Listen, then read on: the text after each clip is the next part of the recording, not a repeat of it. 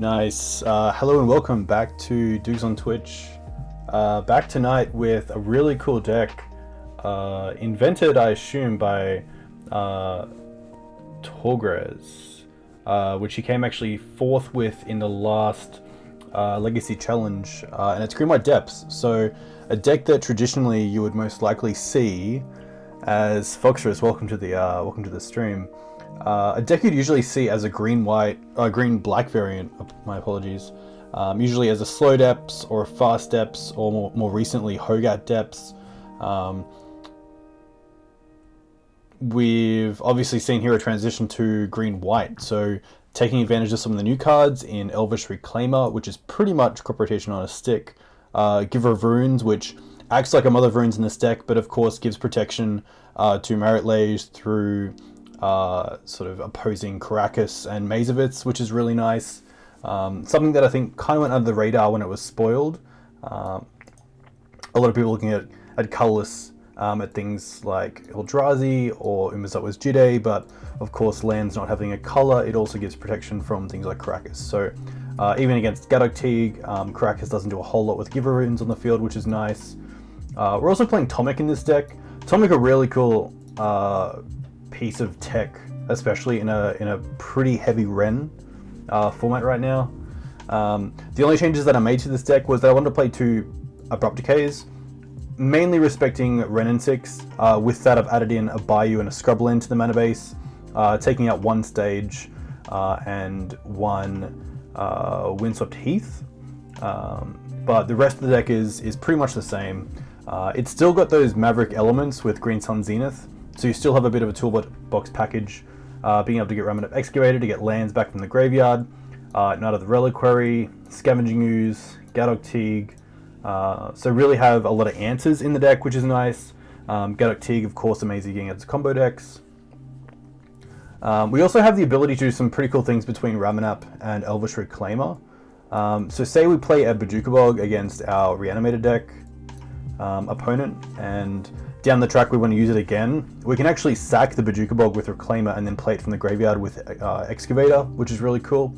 In the past, you could do it with Wasteland by Wastelanding yourself, and then use Ramunap to play back the Bojuka Bog to trigger it a second time, but I think this works a little bit more in our favor, which is nice. Elvish Reclaimer being a little bit different to another Reliquary, where with Knight of the Reliquary, you have to sacrifice a forest or a plains to activate its ability. But with Elvish Reclaimer, you can actually sacrifice just a land. So it's really nice with multiple Dark Depths in the deck. If we have it on the field and have one in hand, or maybe you want to grab another one through another way, we can actually grab it and use the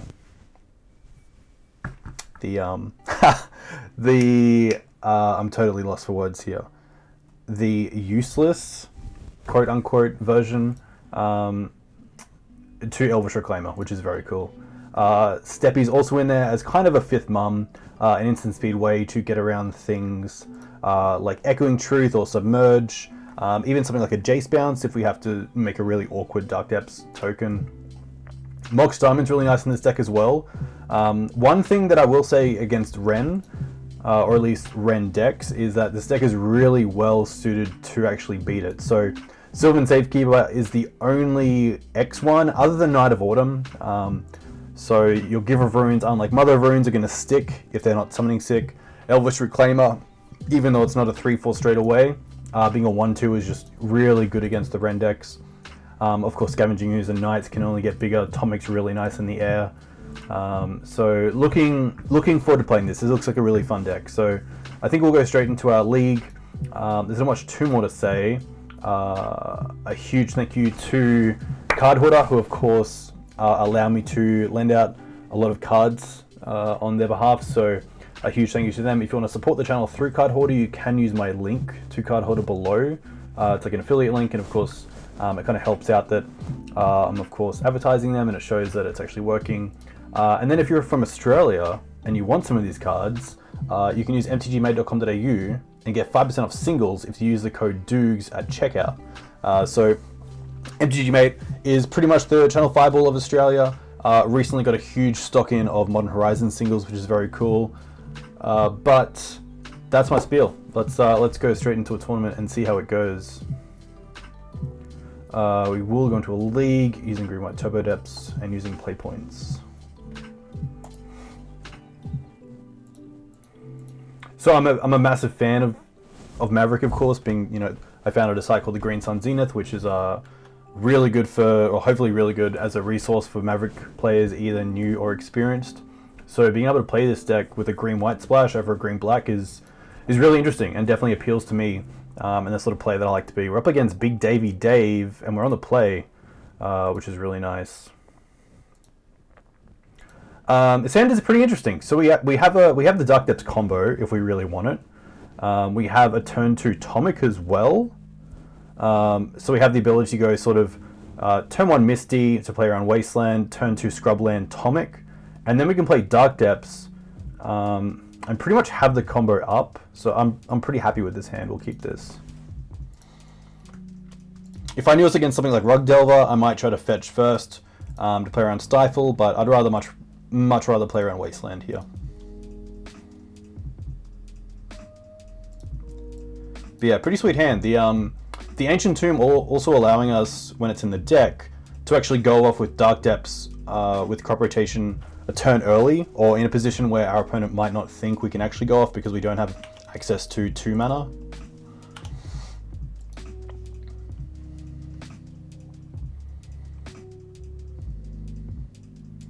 Also, if against a really fast combo deck, Misty Rainforest gives away a lot less than Scrubland does, so definitely another small reason to lead with a fetch land over a dual land, because, you know, a Misty could mean anything from sort of like a bug control deck to Rug Delver to Blue-Red Delver. There's definitely a few things there. Thespian stage is pretty funny because this looks like a little bit of the mirror. And it looks like it's going to be a slow depths deck, but I could be mistaken with the garden.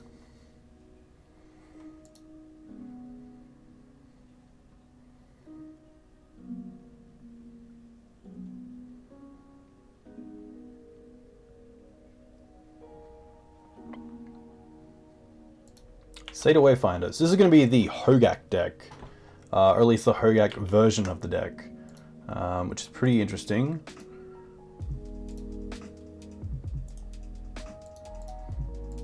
So there's Dark Depths.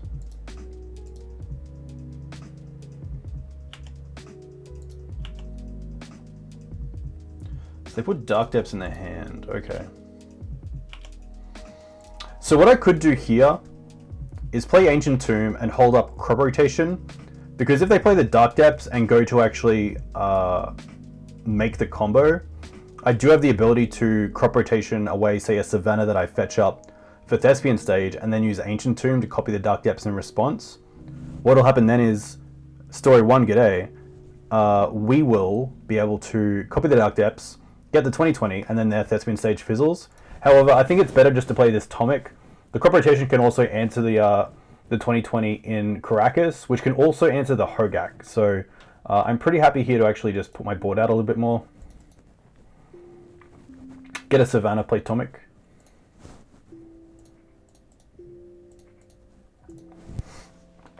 Gaddock Teeg not the greatest in this matchup. If anything, it shuts off our Green Sun Zenith. That's about it.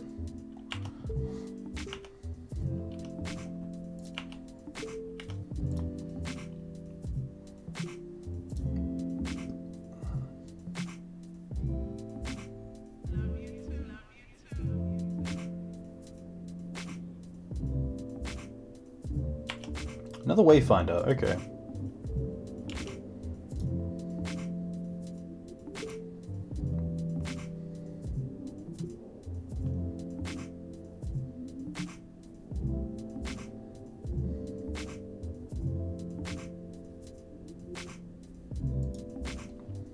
So I believe this deck runs Karakas in the main, and by that I assume their deck.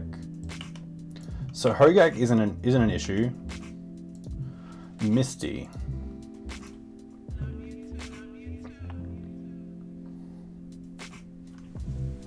So what do I want to do here?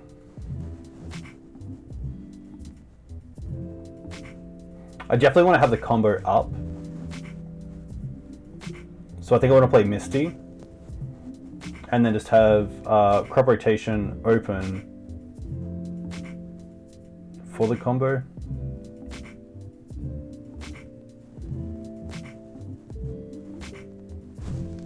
Yeah, let's just pass here.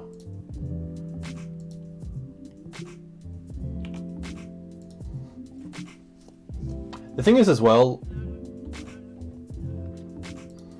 I just want to quickly check if this deck that they're running plays Karakas. Because if it doesn't, there's no reason not to just copy their Dark Depths right now.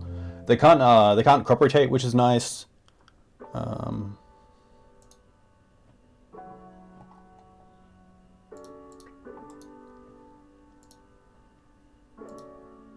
It does mean I can't use this for something like Karakas, but I think that's okay. So really, maybe I should have played the Ancient Tomb here.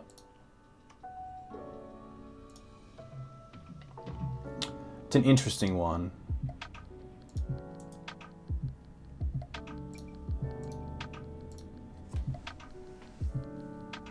I'm kind of deep in the tank here. I apologize.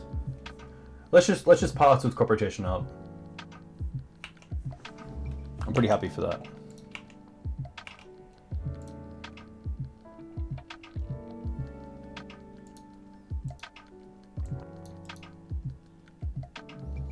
Cabal Therapy.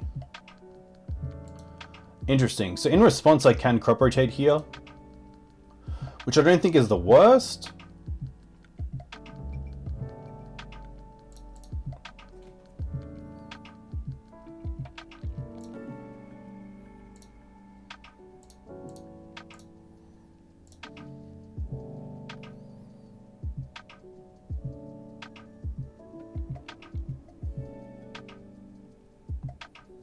Get my own stage.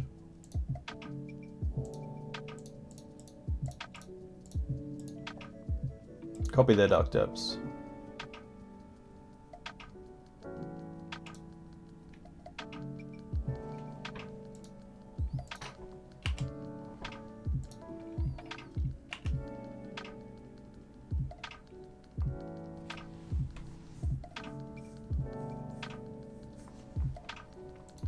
Abandon Hope. Classic. Well, hopefully they don't just have Karakas and run away with the win. I hope that Abandon Hope is for them and not for me. But a great flavor call. If you haven't checked it out, check out CBR MTG's article on things you can name that are legal with like Pithing Needle or Cabal Therapy, that are just cards with really hilarious names if you actually say them, like Abandon Hope. So really happy to get the win there, especially in that position. So what do I like out of the board? I like Abrupt Decay. I'm not sure about Rec Sage. I don't think it's worth it. I think Path is fine. Gaddock Teeg seems pretty poor, to say the worst. Can probably drop on Givers.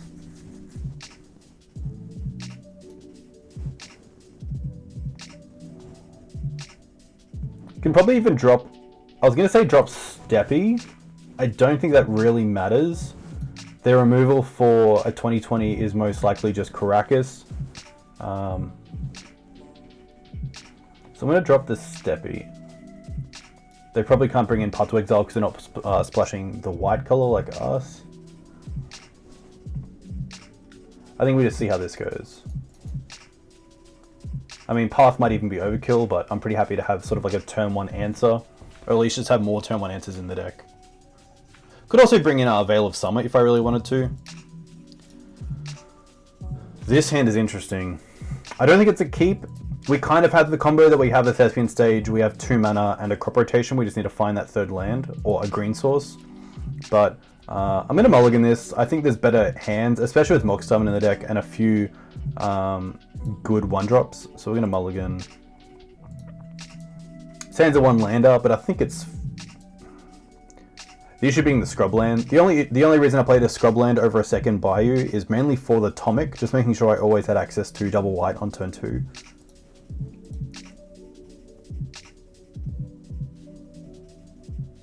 I think we mull the 5. This hand's fine, we'll keep this. We'll drop the Dryad Arbor. And probably the Ancient Tomb.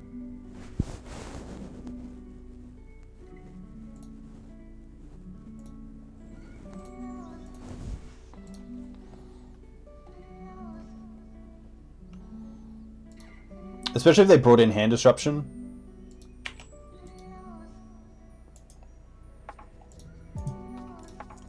Where is... Oh! What did they name?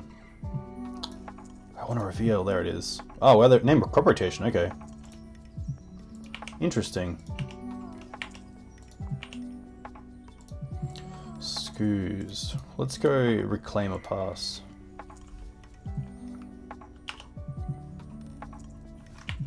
There's so many little just moves in this deck where you can play multiple cards if you want. Interestingly enough, this Dark Depths next turn, I actually can cast this Ooze with it, but now that they have a stage, I'm a little bit less tempted to.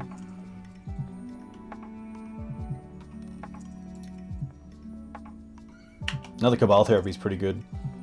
At least I don't know about Ooze, but I kind of need to draw another land to be able to play it.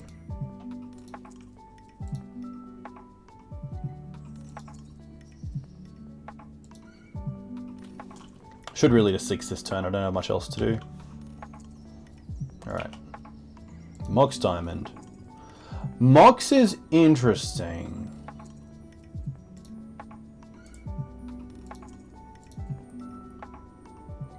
I could also Wasteland them here off this Urborg if I really wanted to.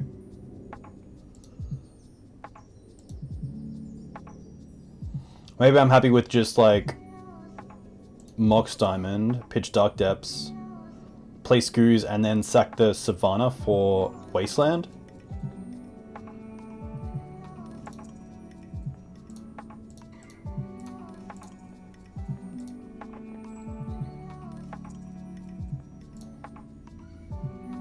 Oh, I'm gonna pay 2. That's why. That's why it's not broken. Just little things of getting it. Easy mode. Welcome to the stream. We're up a game. Thankfully to a little bit of a Thespian stage on my opponent's Dark Depths. We're currently in game 1. Against kind of the mirror, it's Hogak green-black depths against green-white on our side, of course. So this will be pretty interesting to see how it plays out.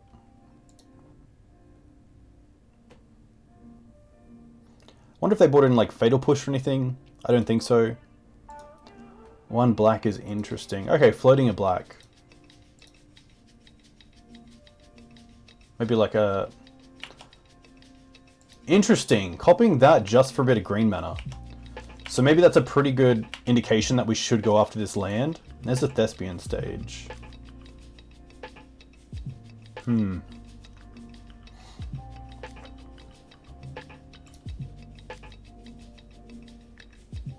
Yeah, I think here we just 2 mana, sack the stage,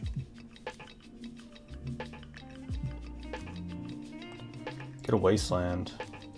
Oh, it comes in tapped as well. Haha, ha ha ha! Classic, classic. Should have known better. Should have known better.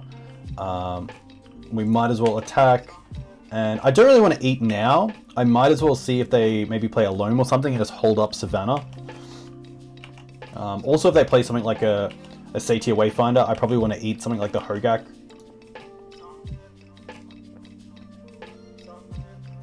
I mean, the attempt to make this a Savannah could have been just for Loam, but there's a Satyr Wayfinder, so we'll see what they find. Dark Depths is there. Interesting.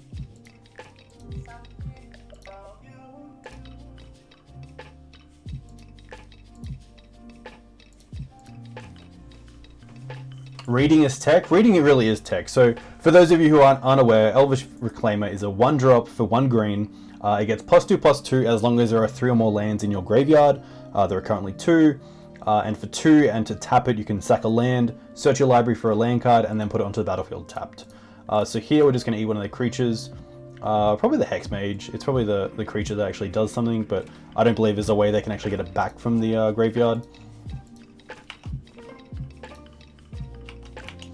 Missed a land as well, so didn't play a land.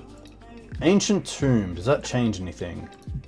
I don't think it does. I think here we still want to go after that source.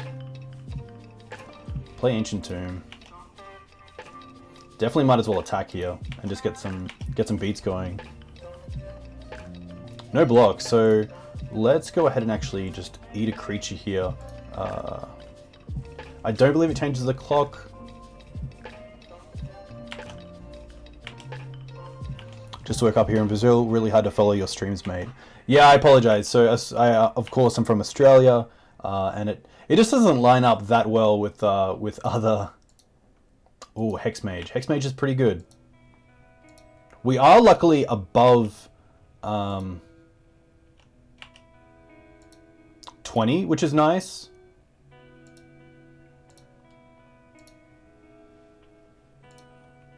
But I wonder if they run something like... there's a card that you can sack a creature and deal damage. I believe it's called... That's a tough one. Oh, and a Hogak. Okay, well that changes things a lot. Because now I can't even eat that Hexmage.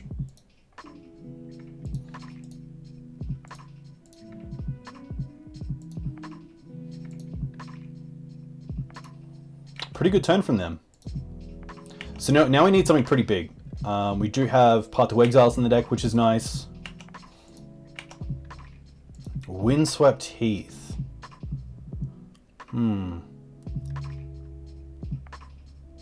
Still not great.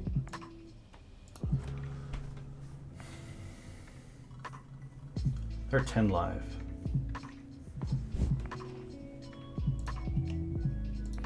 We can't have just pass here, unfortunately.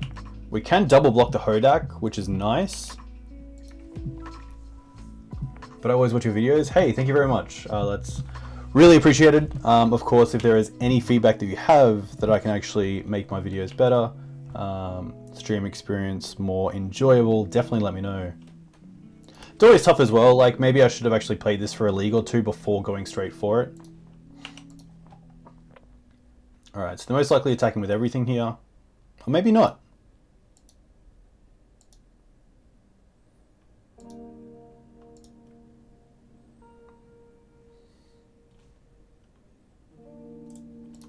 Let's quickly just look at our deck. So the lands that come in tapped that aren't relevant. So Karakas is an option, Maze of Ith is an option, but they both come in tapped, of course. So we can't really do anything here. We kind of just have to take it.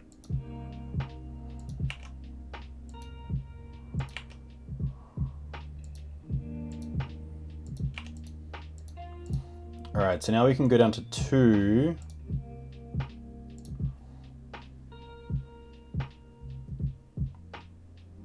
I'm actually probably going to get a Dryad Arbor here and then sack that, because then at least we can eat it.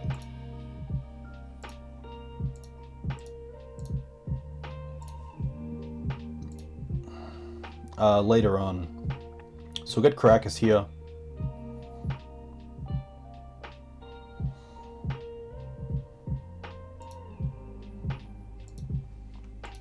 We can then untap.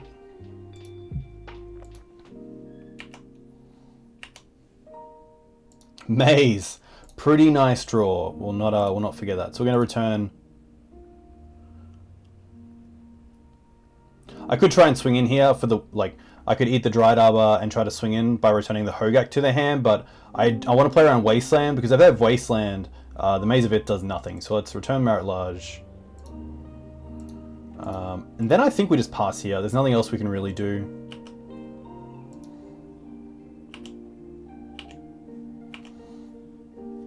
Think about taking Maverick to Brazilian Legacy Nationals in December. What build do you think is better? Is neither Reliquary in the deck? Neither Reliquary is in the deck. For Nationals, that's an interesting one. I think it really comes down to just your personal taste. I really like green-white if you want consistency, especially within the mana base. Bojuka Bog, interesting. That's going to force us to start eating stuff. I really like the Black Splash. I think Thoughtseize and Abrupt Decay are really good right now. You also get access to something like Plague Engineer in the sideboard, which is really cool.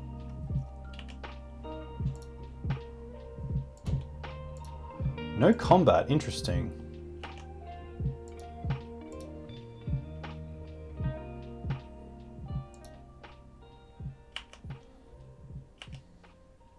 There's that knight you were talking about. So let's return Hogak.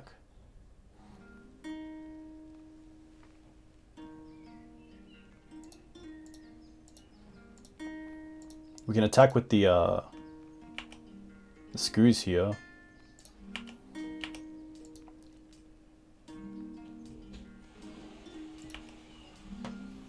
No blocks, interesting.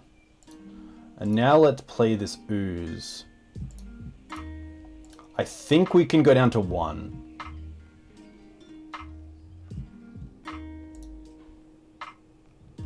The only reason... Oh, I can add a black! So good, from the Urborg, of course. The reason you might want to not go down there is that in case they have something like...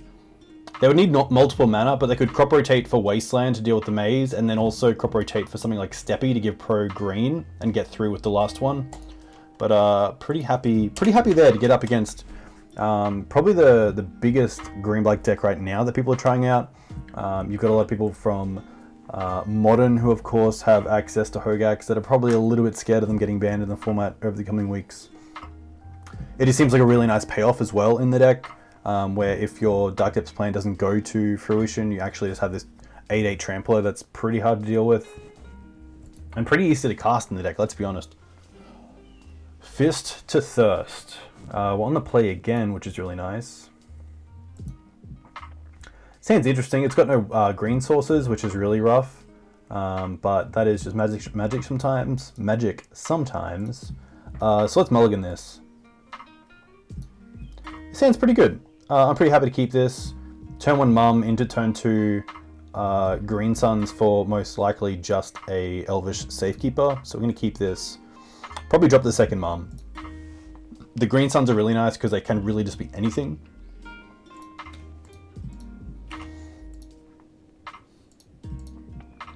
I also have the ability to Green Suns for Dryad Arbor here, and then next turn have access to another Reliquary, but pretty happy to see if this Give It just gets online.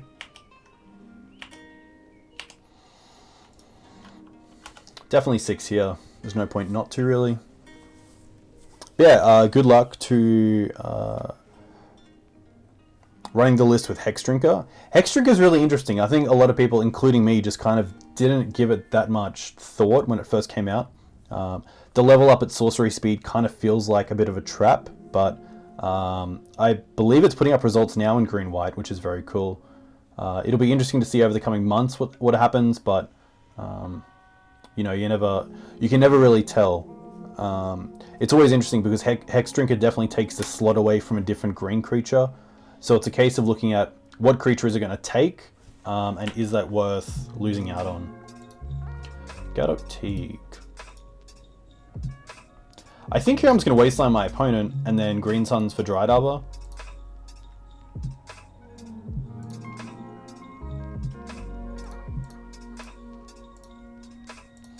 Just on that mana denial plan, using one of my Green Suns before I play this Gaddock Teeg. I could swing. Why wouldn't I want to swing? Because then they can't Wasteland my Dryad Arbor or bolt it. Let's just keep the mother back. I guess we want to try to... I guess we don't really care if our opponent actually tries to go after our mana, but it's a little bit rough.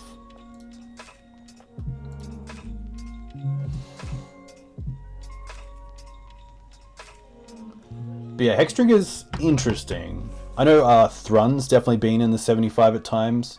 A pretty awesome threat against decks like Miracles and Grixis, but Lotus Petal, okay. So this could just be Storm. So unfortunately we couldn't cast Gaddock Teeg last time. Yeah, Cabal, okay.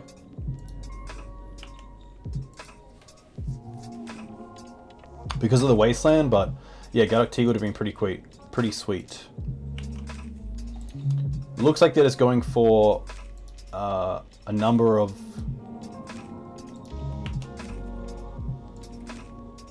Past in Flames, okay.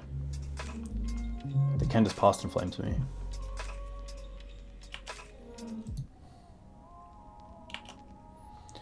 Yeah, so they have the win here. We'll see if they Thoughtseize first, and then we'll just concede, because we don't really want to show them that we have Gaddock Teeg in the deck. I assume they're going to assume that we have Gaddock Teeg, but, you know, it's always pretty tough to...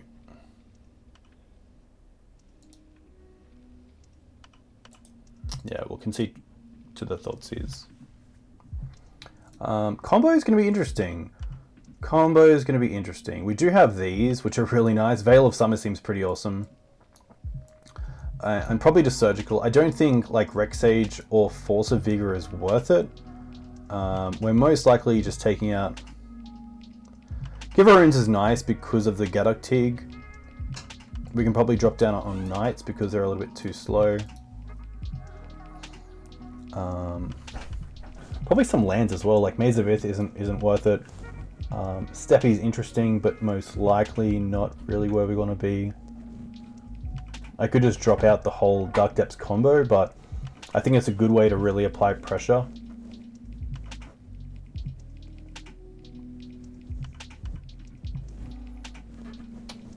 Yeah, Buffo, welcome to the stream. Giver of Runes, of course, also a really nice answer to Karakas and Maze of Ith, where lands, of course, are also colorless spells. But yeah, especially I think Ren's a huge reason to play it right now. Over Mum, or at least in a split with Mother of Runes.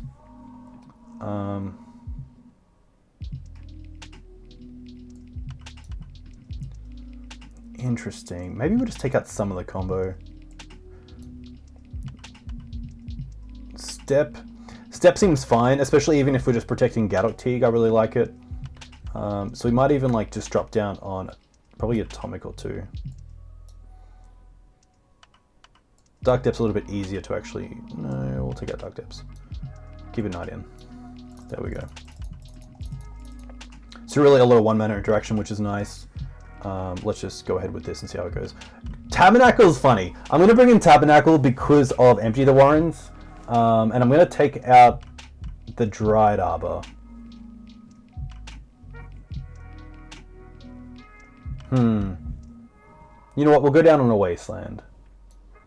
And we'll see how this goes. I really want to be able to Tabernacle my opponent. I think that's something that you just want to have it on like a bingo card and see how it goes. Taxes with Giver of Runes eventually. I have paper foils if you need to borrow for testing. Haha. Well, thank you very much. It would be interesting, but not too sure of the viability. I still think it's I think it's worth it. I think it's worth having at least one one Giver of Runes in your deck. This hand's kind of nice because we have the Green Sun Zenith for Gaddock Teeg, but it doesn't play around a really early start for my opponent. So we're going to mulligan this. And this hand's okay. The only thing we don't have, sadly, is access to green. So we have the Tabernacle for Empty the Warrens, Giver of Runes, turn 1, which is nice. We also have a white mana base that plays around Massacre, which is maybe something that my opponent could have brought in. Perhaps they thought we were on Maverick and not actually on the combo. Boom, wake up from nap and now my flight doesn't suck. There we go. Adrian, welcome to the stream. We're currently up a game with Green-White Depths. Looking at this hand in game 2 against Storm. So we have the Tabernacle for an Empty the Warrens, we have a Karakas for the Mum. What we don't have is a green source. And things like Bojuka Bog we're kind of wanting to have in the deck for crop rotation, but I'm not, too ashamed of having it in the opening hand. I think it's tough. I think we're very close to keeping this. I mean, I really hope that it's go for empty and don't see this. So, you know what, we're going to keep this, and we're going to drop the Dark Depths.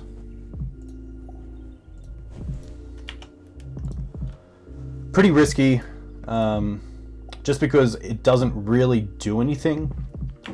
It's very defensive in that if my opponent goes for empty, we have the Tabernacle, but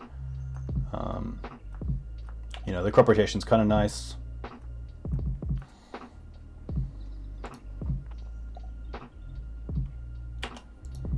Well, there goes crop.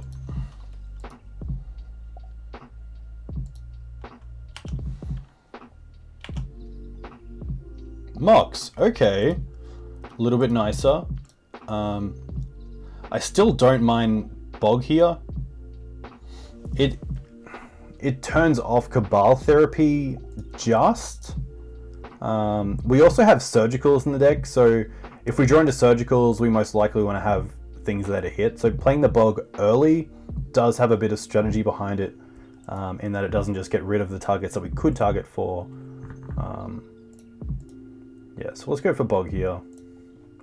I could also play out the Mox Diamond, but I kind of want them to Thoughtseize it away. Do I? I don't think I do.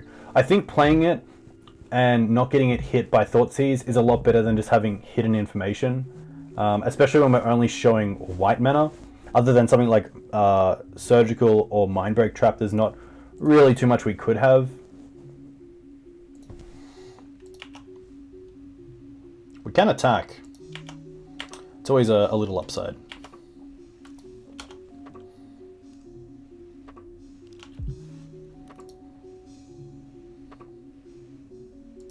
Preordain, okay.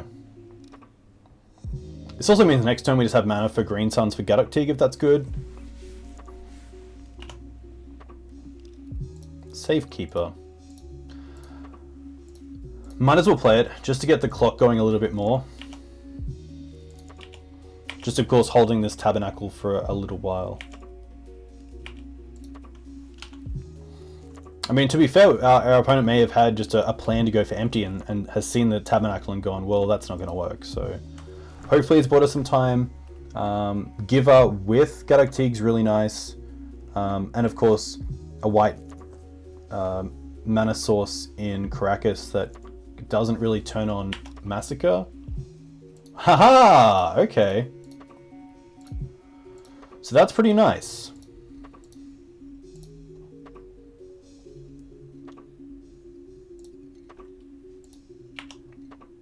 So we'll just attack with Sylvan Safekeeper here. My opponent in my last league, when I was on Maverick, actually played a Karakas in games 3 on Storm, and went Bounty Thalia in your turn, bounty your Gaddock Teeg, untap, bounty Thalia again, and just couldn't. Went up from there. I couldn't do anything. It was pretty rough.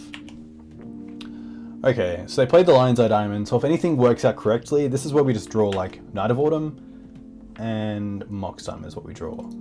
That's still fine. Our clock is a bit faster, which is nice.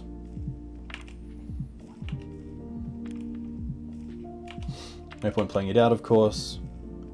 Gaddock Teeg really nice. I think even if we draw into a Savannah or a Plains or a Scrubland, we just can't play it because it does turn on some scenarios. I know that Gaddock Teeg itself does stop Massacre, but happy just to play around it for now.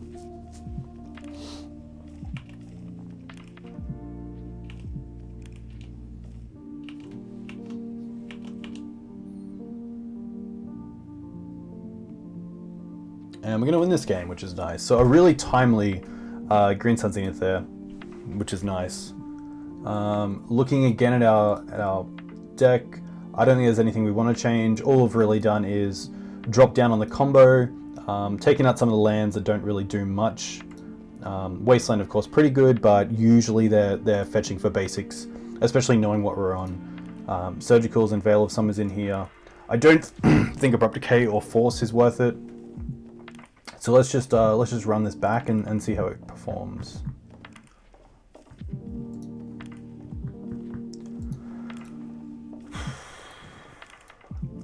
Another really kind of like do nothing hand. So Surgical's nice, but I'm going to assume that my opponent is going to lead on something like Duress or Thoughtseize. So one of these is going most likely the Green Suns, or they could just figure that Green Suns is too slow. Surgical's interesting. I'd rather have a hand where I actually have some sort of, turn that's going to give me a threat before turn 3, so we'll mulligan this. This hand's fine.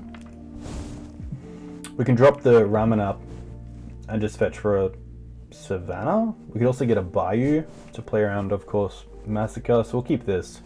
And we'll drop the Ramunap.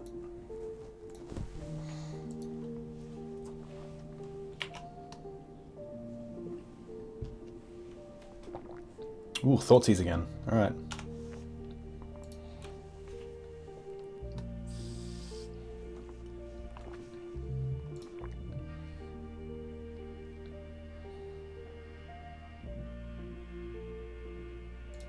Taking the Vale, nice choice. Tabernacle, okay.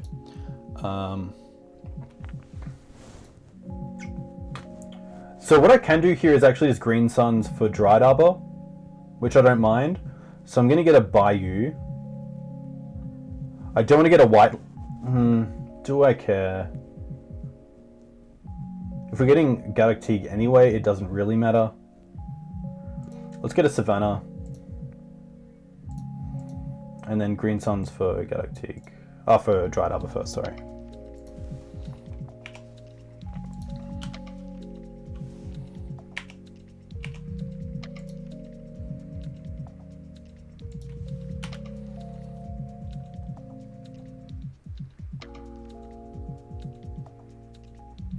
Ponder goes up to 5 cards. They probably have a land that's 4 cards. I wonder if they mulligan this hand. They did. Okay, so we both mulligan to 6.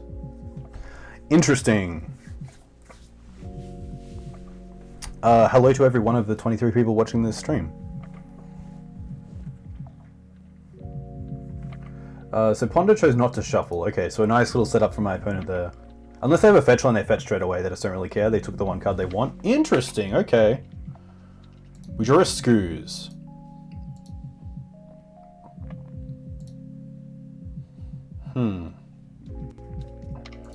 I think we just play Reclaimer.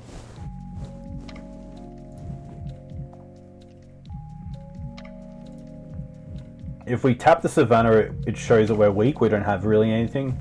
But I kind of want to get this Safekeeper online as well. Just so they can't, like, Echoing Truth. What happened to Teeg? So sadly, we don't have a 3rd land to Green Suns for 2. So we really wanted that Scavenging Ooze to be a 2nd land. But that's gonna be fine. We're gonna get out of this. It'll be sweet. Thoughtseize. Okay, well that's pretty good. But they're down to 3 cards, so a little bit of a win for us. Misty.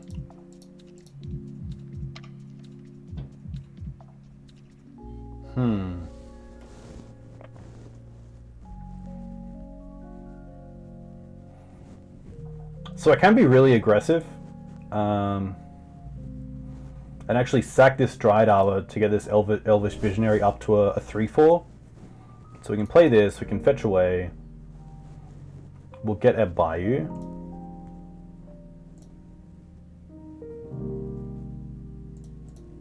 I also don't mind just playing Scooze. Having the 1-up from Dryad Arbor, just so we can eat something if we really need to. Why Giver of Runes? Mainly because Dark Depths. We want to save it from Karakas, Maze of Ith.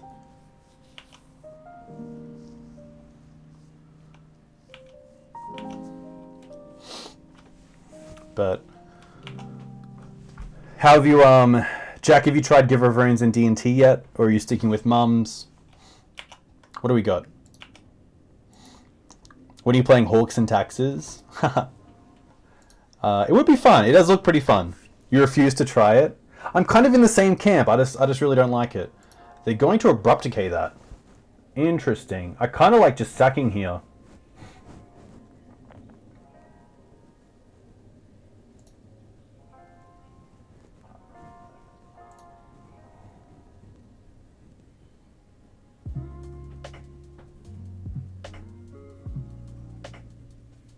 Black's only for surgical in this deck, so happy to allow this. Now we might as well eat some of the graveyard as well, so we're going to take care of the Ponder.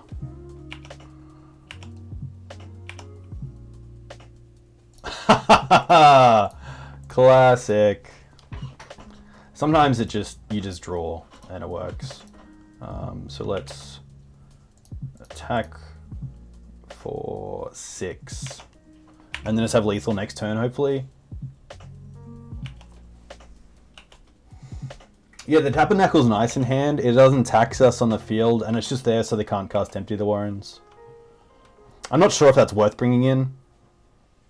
I could definitely play it out and sack it, yeah. That's very true.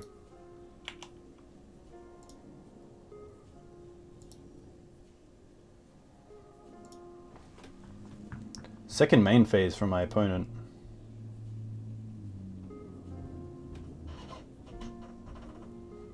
Abrupt Decay. Targeting Teeg. Okay, so Sylvan, choose this. Probably sack the Dryad Arbor. We can at least just eat with it, so...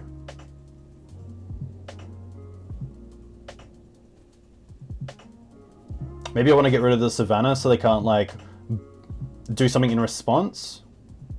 Because we can only do this once a turn. Just in case they have, like, 2 removal spells and they want to, like, yeah, massacre. It doesn't really matter. They don't have anything. Which is nice. So, really nice draws there. Like, drawing the Green Sun Zenith in game 1 when we needed it, and drawing the Teeg, like, just there, which is pretty awesome. Deck feels pretty solid, though. Deck feels pretty fun. The white splash is nice. Of course, traditionally, Depths is a green-black deck, but we have changed the deck a little bit to be able to fit in the package. You should be able to actually see the deck list on my screen.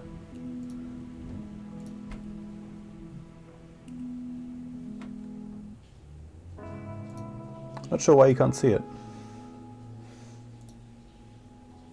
Trying to look at that. But if anyone in chat would like to talk about Legacy, definitely give me a holler. Why does Stream Decorate say that? That's classic. Haven't played humans in a little while. Fun deck though, a lot of legs in Legacy. A lot more than people give it credit for sure. So, pretty nice start. Not gonna lie. Up against Green-Black Hogak, and then a win against Storm.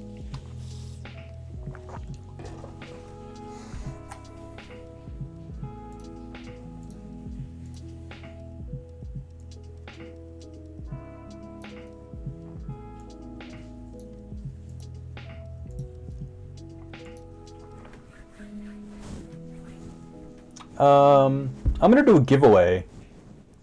Let's cancel this, and I'm going to do a giveaway for chat. So what do I have here? Thanks to mtgmate.com.au, we have some Japanese, I believe, Ravnica Allegiance, or I believe Japanese Ravnica Allegiance booster packs. So for anyone in chat that would like to win it, all you have to do is type mtgmate in capitals in the chat, and we'll see who can win this. So of course I'll send it anywhere in the world. I'll cover your postage. I'd love to open it, of course, on stream to see what we get. That is 100% up to you. As just a thank you for coming in and watching my stream. I stream on Wednesday nights currently at 7:30 p.m. Australian Eastern Standard Time. And then also on Sunday mornings at 10 a.m. Australian Eastern Standard Time. So sometimes the weekend changes, sometimes it's Saturday morning, sometimes it's Sunday, but you can follow me on Twitter and I'll always give you guys a good heads up about when I actually am streaming. I know that Alex has been trying out Hex Drinker, I believe his name is Peach on Twitter. He actually did back-to-back 5-0s with Maverick with Hex Drinker in the deck, so he's actually doing a write-up on the greensunzenith.com just about Hex Drinker right now, what he thinks of it in Maverick, in Legacy in general, which is pretty cool. Saltcam, a huge thank you for the follow. Let me know where you're from. If you play Legacy, what you play in Legacy. We'll give you guys a little bit longer to get in this giveaway. Of course, it's just typing MTGMate into the chat, and we'll see how it goes. Japanese boosters are pretty cool. So they have this little bit at the top where you can actually hang the boosters, which is different to your usual one. What about Hawks in Maverick? See, Hawk you can't get with Green Sun Zenith Jack, so I'm kind of thinking some sort of Hawk and Painter kind of style deck where we can just name green, and then we can get Hawk through Green Sun Zenith, which is pretty cool. Probably not. That's probably a little bit too over. Irish Visionary, welcome to the stream. Didn't see you there. Loving the little badge there. Very cool. Might as well play Grizzlebrand and Daddy Iona at that point. Yeah, for sure. Natural Order. Yeah, that's very true. Some sort of like moist deck with like Fauna Shamans as well. I'm sure we could brew something up that would be pretty fun. SSS Nos. MTG Mate. All right, we have. We'll give you another 10 seconds, and then we'll call out a winner. So a huge thank you to you guys. A huge thank you to MTG Mate, who of course supports this channel and gives me giveaways like this. I believe they also just got a huge amount of singles uploaded to mtgmate.com.au from Modern Horizons, so that's pretty sweet. MTG Mate, this is awesome. Oh, I meant to type giveaway, not MTG Mate. Chris isn't here, is he? I don't think he is. Irish Visionary, congratulations. You are the winner of this pack. Would you like me to open it and see what the contents are? A huge thank you to you as well, because you are, of course, a subscriber of Dukes on Twitch.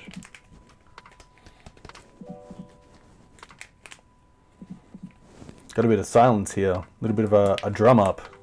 Flip and rip. Flip and rip would be pretty interesting. I feel like I need like a second camera for that, so that we could actually look at it in a decent way. You know what? We'll come back. I'm gonna start this league, and then we'll see how it goes. Irish, of course, maybe have just run off with his win. There he is. Congratulations. A huge thank you for your support on the channel.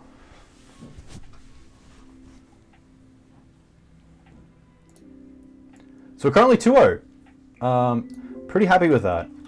Storm seemed a little bit iffy, but Gaddock Teegs, of course, really help. And then having the extra bit. So while we wait for this third game, we will open this booster. Ah, there we go. Apologies, because I don't know the card name, so I'm just gonna show you the spirit token. A Rakdos Jewel Land. Oh, is that a stomping ground? You got a Japanese stomping ground. That's sick. Back and forth. That guy. You know what? It's the Japanese stomping ground. That's the coolest thing in here. We just got our match. So a big congratulations. Send me through in a DM your details, and I'll definitely get this this Japanese stomping ground to you. So a huge congratulations. Sorry, in the car listening. No, man, don't be sorry at all. You get home safe. I will keep this here for you safely. DM me when you have it. This hand's interesting. I'm going to keep it. Gaddock Teeg turn 1 seems really nice. Ramunap Excavator the following turn with a Wasteland. A little bit of interaction there.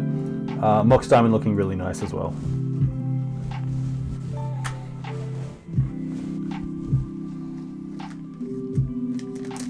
Yeah, that's actually a great. I totally forgot that these boosters had shock lands in them, so that's very cool.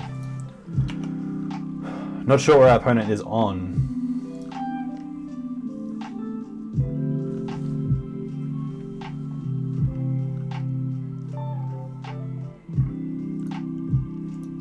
Mana Confluence. Okay, so this looks like Dredge.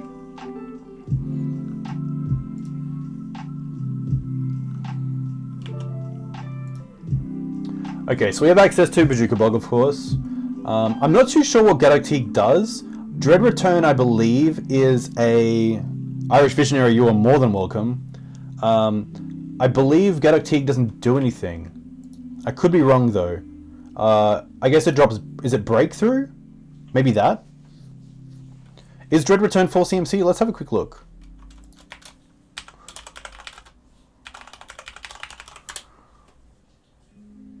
Jack, you're 100% correct, so a huge thank you for that. Savannah. Okay, so let's go Mox Diamond. Just going to pitch a dual land here. Maybe I actually want this. I mean, if we play... Yeah, so here's my reasoning. Let's drop the Forest, because then I can play the Windswept Heath and crack it this turn, and then next turn crack my other Windswept Heath and have 3 lands in the graveyard, which makes Knight of the Reliquary a 5/5, but more importantly, it makes Elvish Reclaimer a bit better. I just clicked on the wrong land, of course. Let's play this Savannah. No, let's go with Windswept Heath. Fetch. We have no black cards in the main deck, so we might as well get a Savannah here and cast this Gaddock Teeg. I could have also played Wasteland and just Wastelanded them. I kind of want to keep it for a Cephalid Colosseum, I believe the card is. It might even be too late for that, but it looks like we have a bit of a reader on our hands.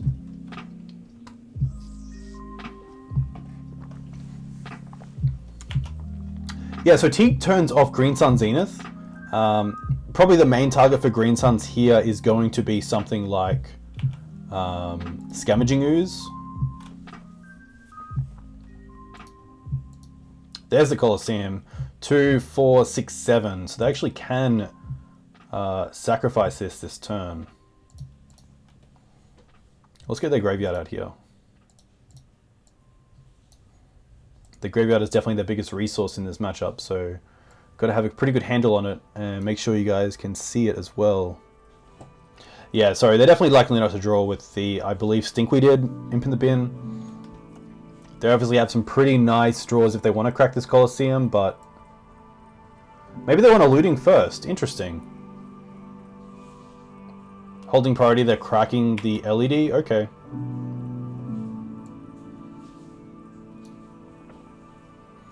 Nakamoeba 1 trigger. Double Grave Troll is nice.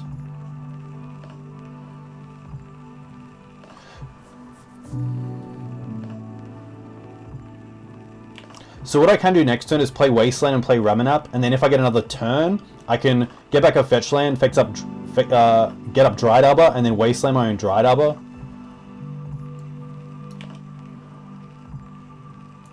Hogak's pretty good, but thankfully these Nakamoebas can't currently cast them. However, our opponent does have Cabal Therapies in the bin, so they do have the ability to make zombies here, and then of course cast Hogak, which is pretty good.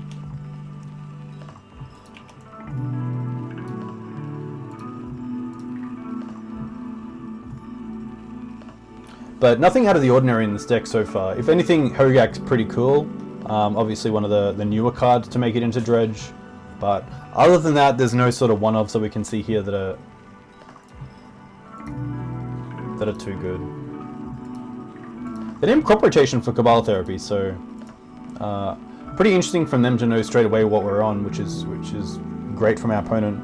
Obviously knows a bit about the format right now.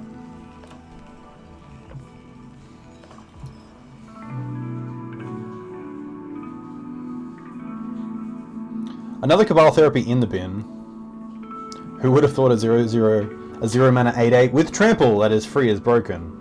Jack, I'm 100% in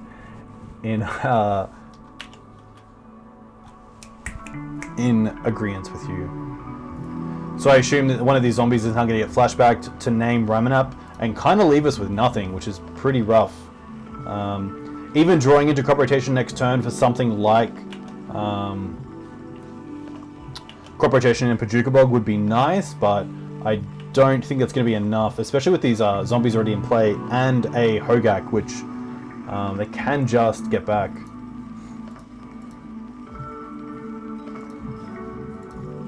And then they can cast it again. This is Legacy. This is what you got to get ready for sometimes. I'm just happy that my boy Irish Visionary won a Japanese stomping ground on our giveaway. We can just be sixing here, let's be honest.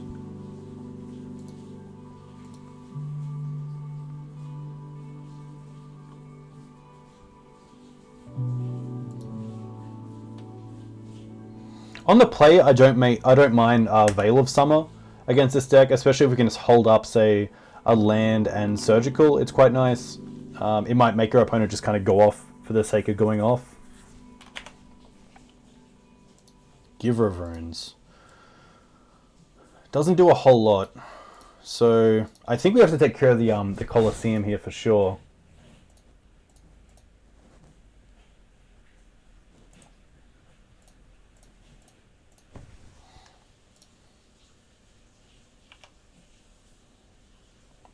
Jack says no, don't. I feel like we're pretty dead either way. I could say that Combo Fast is an out, but I need with these Icarids as well. It's going to be a bit too late. I mean, I'm definitely taking, with Trample, we're definitely taking 8, 9, 10, 11, 12, 13, 14, 15, 16, 17, 18, 19, 20. We can block a zombie. Like, it's definitely pretty rough, yeah. I think we just concede here and try to get some more time in games 2 and 3.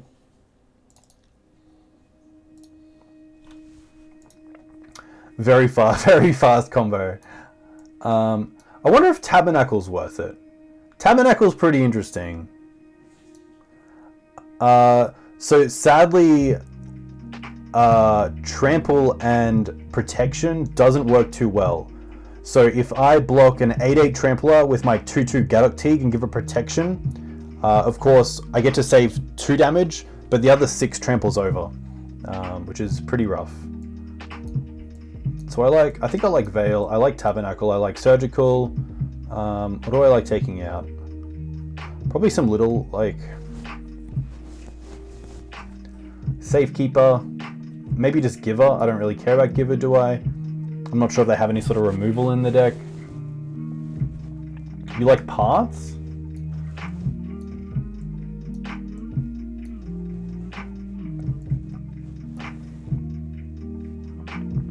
Yeah, that's fair enough. It does deal with Hogak really well. Steppe is interesting, but I don't think it's needed. Can probably go down on a few lands here. Maze of Ith, interesting. I don't think it's not the worst card. Maybe it's something like yeah, Nakamiba is annoying. That is pretty true.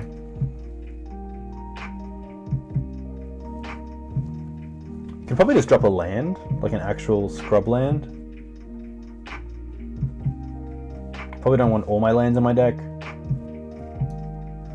Yeah, I kind of like Elvish because it can find Bojuka Bog, which is a land that you don't really care if it comes in tapped or not. If anything, maybe it's the Mox Diamonds, although an aggressive start is maybe what I want. Something like a turn 1 or turn 2 Knight. Tomiks can probably come out. Yeah, Tomiks don't do a whole lot. So maybe I'll just drop down on a Knight as well. And just go with this. I still like Knights because they get Bojuka Bog, same with Elvish Visionaries and crop rotations. Sorry, Elvish Reclaimers. I want to do that a lot. Tabernacle against Bridge could be awful. Tabernacle against Bridge could be awful. Tabernacle combos with Bridge. Haha. It does kill my own creatures, that's very correct. Let's go ahead with this. I think if anything, if they play something like Silent Gravestone, we do have the Knight of Autumn in the deck, which is nice. I don't think they probably have anything else. But I've definitely seen it. I would cut Ramunap. Yeah, that's fair enough. I think the only reason I like Ramunap is because I can get back Bojuka Bog and I can get back Dryad Arbor.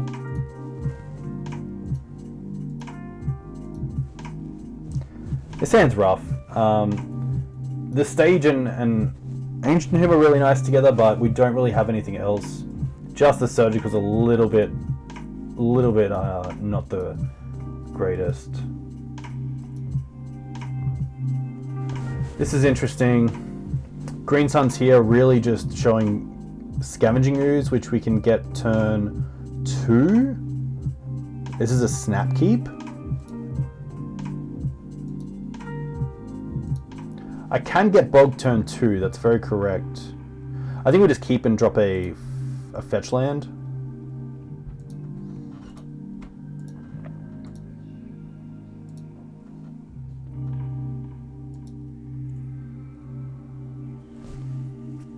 I could have even dropped a Green Suns, because the only way they're probably getting it is through Cabal Therapy, which hits both of them.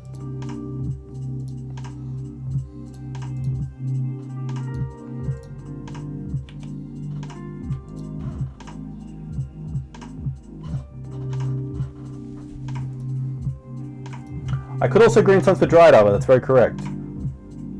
Which I don't think is too bad, because I should have really used the fetch land this turn and not the forest, because I want to make this Elvish Visionary just a little bit bigger as fast as I can.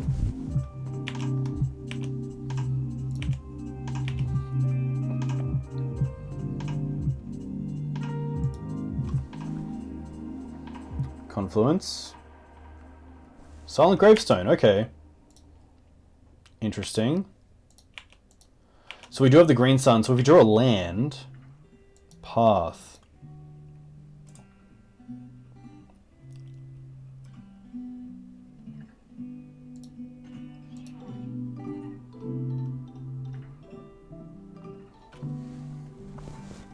Silence does shut down Ooze, which is pretty good.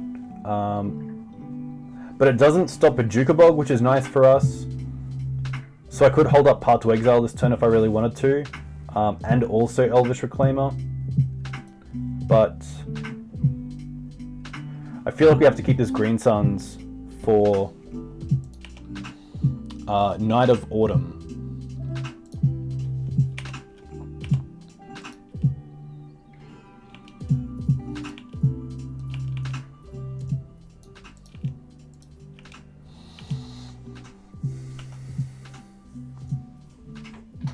Faithless Looting's pretty good.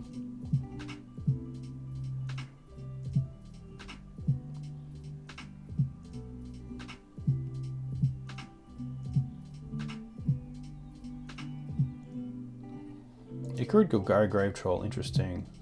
AO429, thank you very much for the follow. Let me know where you're from.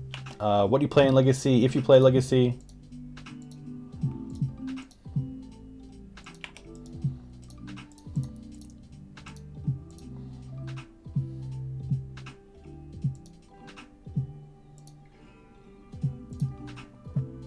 Just gonna get a fetch land here.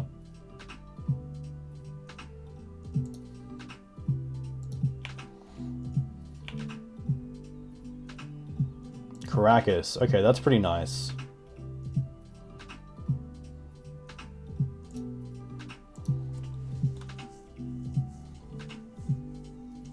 I could have got bogged that turn if I really wanted to.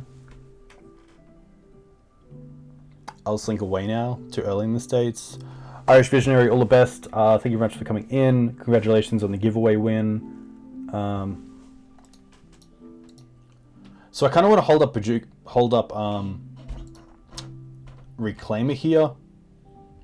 So again, just attacking with the Dryad Arbor, and then holding up Path to Exile and Mox Diamond. Sorry, and Elvish Reclaimer.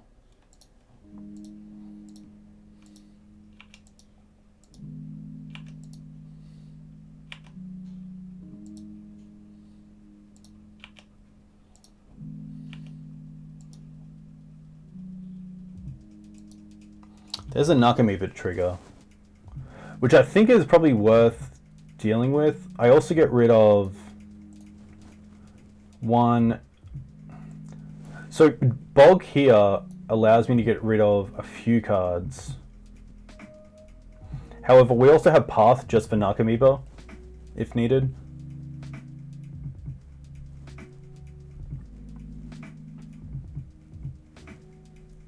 Volcanic Islands don't pay rent. Sadly not. I think I'm happy to let this go for now. There's nothing in the graveyard that's too aggressive. I might even see if they like try to flash back a Faithless Looting.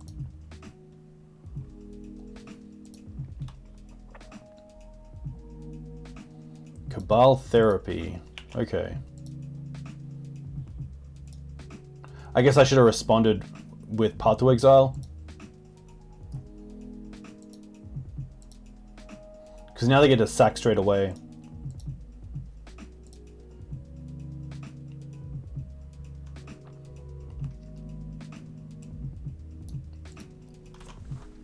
Which isn't the worst. I mean, it means not too much.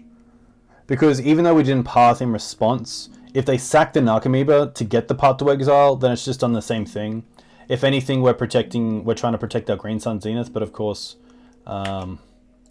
yeah, should have really pathed in response. Hopefully it won't cost us the game. The name Green Suns.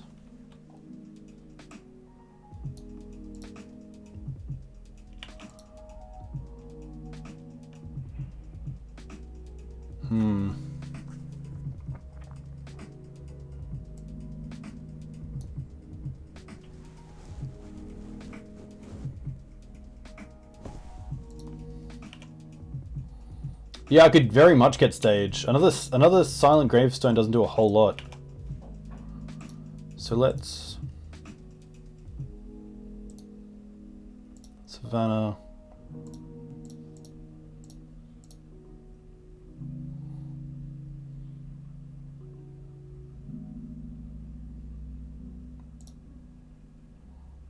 Stage. Getting stage because it comes in tapped. We don't really care next turn if Dark Depths comes in tapped. Night. Probably just going to pass here again. We can... We don't have enough mana for Dark Depths next turn because we have to use 2 mana for Elvish and then we have 1 mana left over. So there's really no point not to attack with Dryad Arbor, correct? Yeah, we can just attack with Dryad Arbor because it's leftover mana.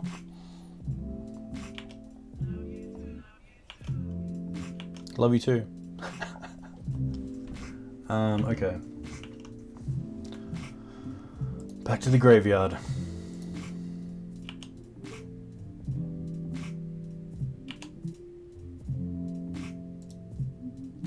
Still not too much in the graveyard, which is nice for us.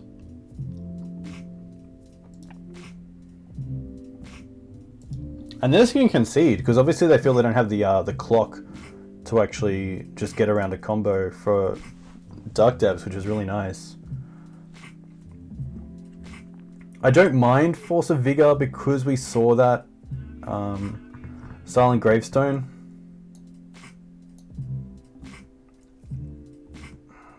I think Teeg's probably doing a whole lot worse for us because we're bringing in the forces, so we can probably drop a Teeg and maybe the Knight? A Knight? So of course, Teeg gets a whole lot worse if we're bringing in Force. Not both? I really want them to be in my opening hand though.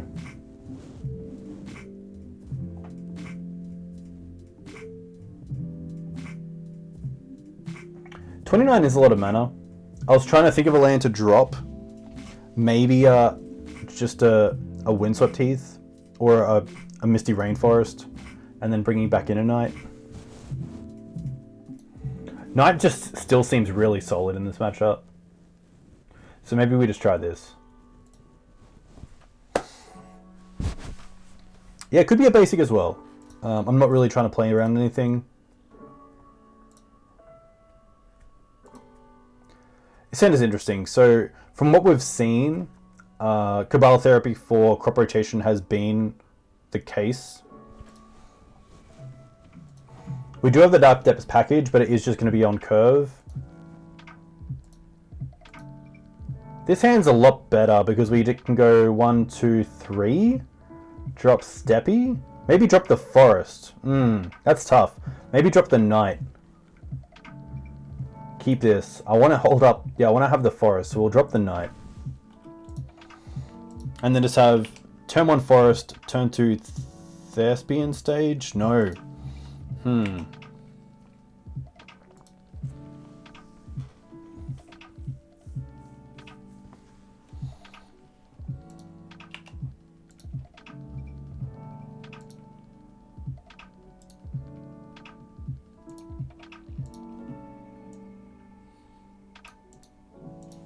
Alright, so we can't do anything, so we might as well just pass here.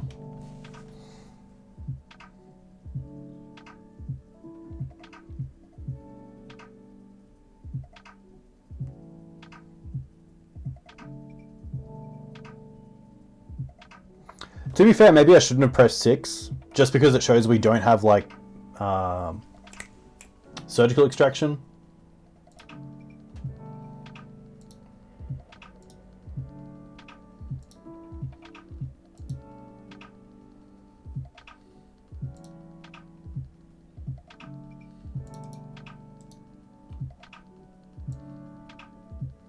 Three mana in pool, but they didn't hit a Faithless Looting. Interesting. So I don't believe they can do anything here unless they want to. Yeah. Okay.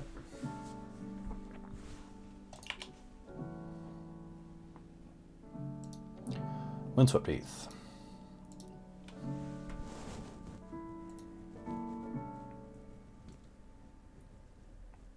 I guess we're on the Dark Depths plane, so we have to just go Ancient Tomb into Thespian stage into Dark Depths.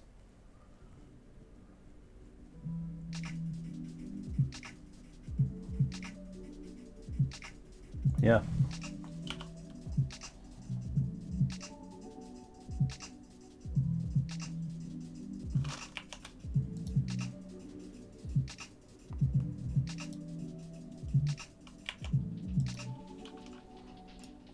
Yeah, Crop's at least, you know, pretty close to a win when they're on one card. Getting those beats on, that's fair enough.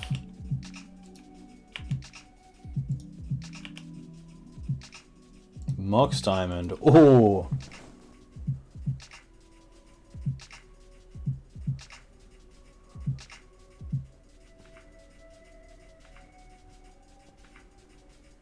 So we can play the stage, and play the Mox, and pitch probably just a forest here.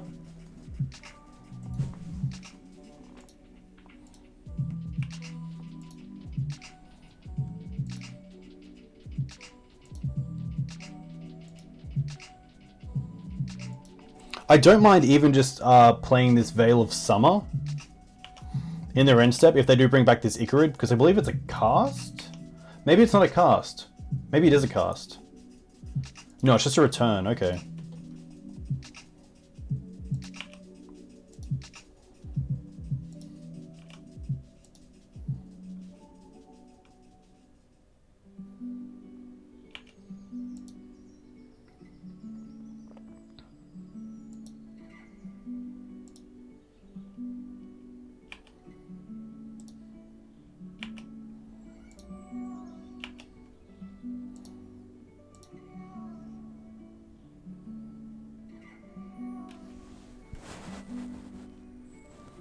It does, yeah, so it's just abilities. So Vale of Summer is draw a card if an opponent has cast a blue or black spell this turn. Spells you control can't be countered this turn. You want hexproof.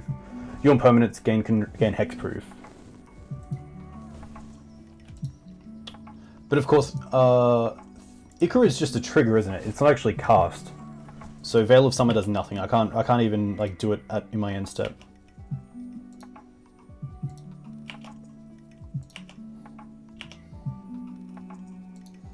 Another Mox, interesting. Dark Depths for sure. And then I could just play a Mox, pitching Windswept Heath.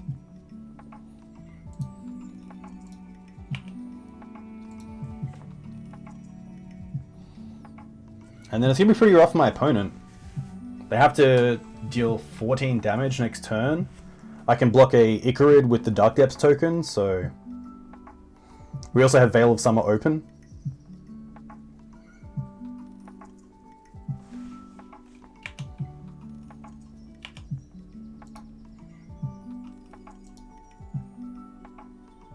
So that's going to trigger.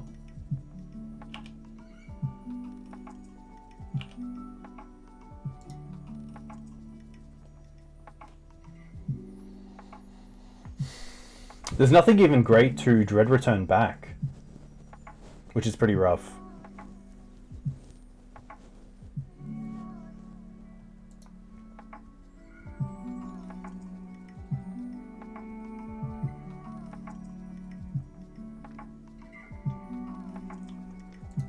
Yeah, thankfully it's pretty much game, unless my opponent has some sort of play that I just am not familiar with.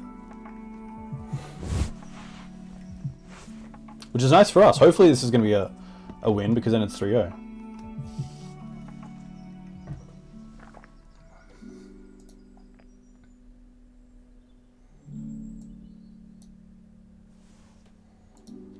Dread Return. I wonder if in response I just want to Vale of Summer. I mean, I could Vale into Crop Rotation, which is pretty interesting.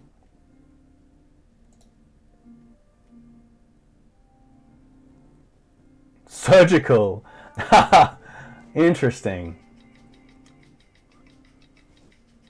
Return target creature?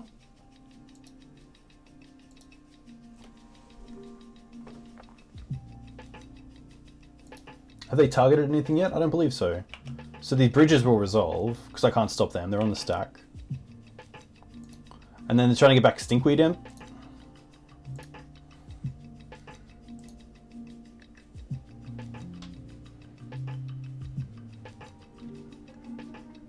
So that was quite a nice draw, because that definitely saved us a turn. And there it is. So we can update our score. We're currently 3-0. Which is really nice. I mean, that Surgical there was pretty clutch. Especially off the Vale of Summer. We wouldn't have drawn unless they had it. We had Sejiri, but they also had a Narcomoeba. So I could only give Pro Black or Pro Blue. I couldn't give both. So it kind of gave them an extra turn to get something, but we're definitely in a fine place for sure. Which is pretty sweet. So I'm going to write down what we played against.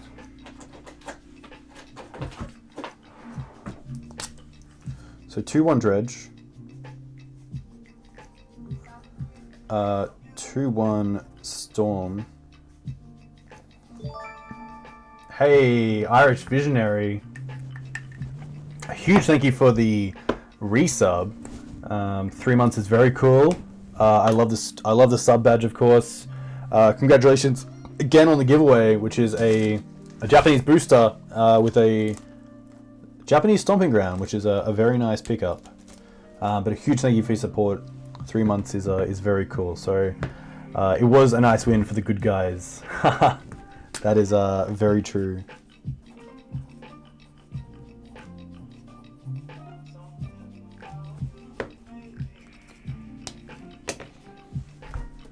But yeah, Jack, what have you been playing in Legacy? Are you back on Miracles or trying out D&T at the moment? What's Melbourne been like on like a weekly Legacy basis? Because Brisbane has been a little bit slow. Suab on the play. His hand is interesting. It is like the combo's in hand and with Ancient Tomb, which is really nice, but I'm not sure if that's great. In the blind, I don't think it's fair keeping this hand. We have some interaction with Wasteland, that's about it. I'd much rather mulligan to a slower hand with some creatures. Haha! Not this, sadly. But this hand is fine. I think we just want to bury... We'll keep this. Probably a Safekeeper and Dark Depths, because at least the other 3 lands do some work. Bayou and Safekeeper? Interesting. I guess Bayou doesn't really matter because they don't play black in the main deck. My only thought process is that Dark Depths isn't a mana source, so at least with these 3 lands we can do something. Safekeeper for sure.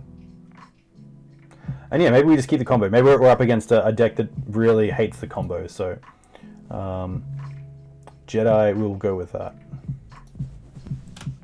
Alright. Land into Giver of Runes.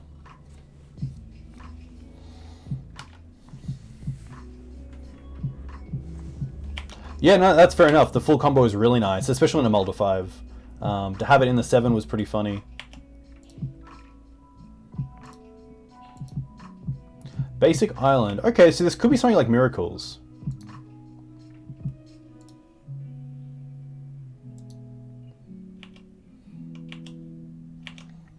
One bottom, one top pass. Okay. So I don't mind Green Sun Zenith for 1 here. I could also Green Sun Zenith down the line for a little bit more.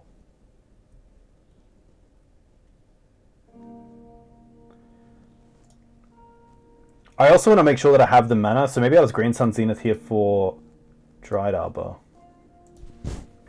Yeah, that's very true. It does allow for a combo next turn, which is nice. I'm going to keep the Giver back just in case they have something like Swords to Plowshares, which I'd much rather go after the Giver than the Dryad Arbor here. Great choice in basics, by the way. Just a pass, okay. So let's just go Dark Depths pass.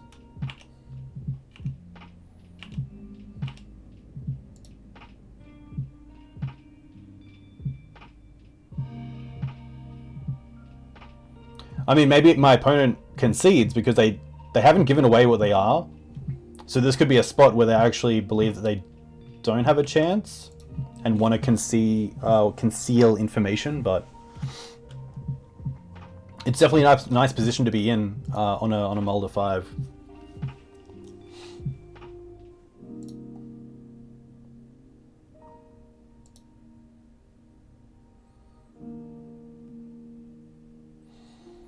Yeah, it's definitely a very slow hand from Grixis Delver if it is. So if it's Storm, they kind of got a Tendrils, but going for a Volk is interesting.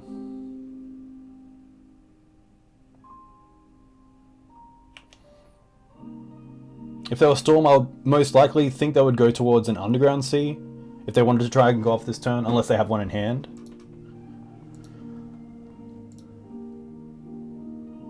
Another Preordain. I mean, we could even be looking at Sneak and Show. There's no reason why this wouldn't be Sneak and Show.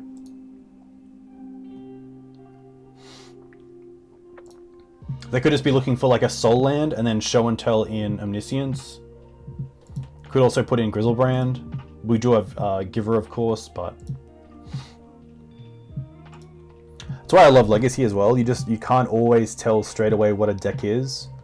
There's so many decks that play Preordain and Ponder and Brainstorm that the mana base and the cantrips themselves don't always give away. I mean, cards like Portent kind of do, but they probably can't. I don't think they have a way. Maybe some sort of Cunning Wish into, like, yeah, I'm not too sure. I'm going to say no. I'm going to say we're in a pretty good position right now.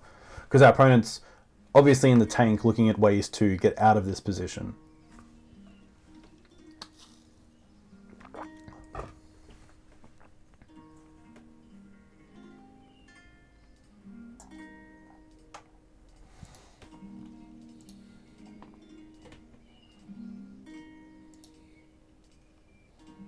Another Volk, okay.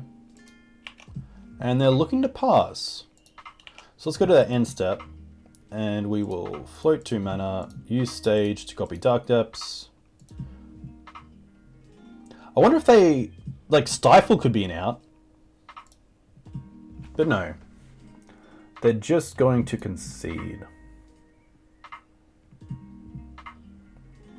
I think Veils are the only card that I kind of want right now. I like Gaddock Teeg. I think Tomix can most likely come out. And maybe even like Ramunap. They countered your trigger by conceding. So this could be a number of things. It could be Storm, it could be Blue-Ray Delver, it could be Sneak and Show. The 3 things that they have in common is, of course, cantrips. And I'm going to assume some sort of Force of Will effects. So the Vale of Summers seem really good. Gaddock Teeg still seems great. So I'm pretty happy taking out Ramunap and the Tomix. I think we have enough mana and Mox Diamonds and ways to get to them with Knights and Elvish Reclaimers that I don't really have to worry about it. So if they are Sneak and Show, then Rec Sage is okay, but Knight of Autumn is probably the bigger one that I'm worried about. Sneak and Show playing Blood Moons is an interesting one. We do have the out of Mox Diamonds to be able to Green Suns for Knight of Autumn. I'm just going to bring in the Veils and see how this goes. It's just, it's quite hard to know what you're siding against when you see Brainstorm and Ponder and Preordain. But hey, that's just Magic sometimes.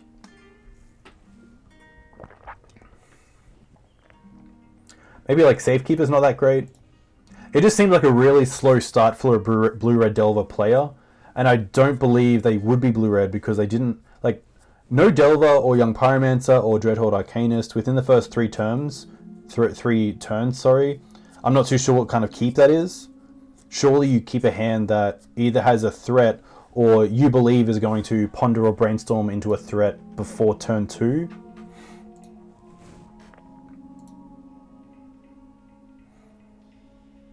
Yeah, they could have true names and a lot of counter magic as well, but yeah, still, and if it was blue red, it's definitely an interesting keep. Kind of a do nothing hand. It's really good against something like Blood Moon if we're expecting Blood Moon. The Giver of Runes are kind of nice, but outside of that, I think this is a hand that I could keep and probably just give away the game because it's a little bit too fair. It doesn't really do anything, so I'm going to mulligan this. This is a lot better. I'm going to keep this. We're going to keep this, and I'm going to drop the Knight. The Knight as well is our way to Thespian stage. So maybe it's Gaddock Teeg that's going to the bottom.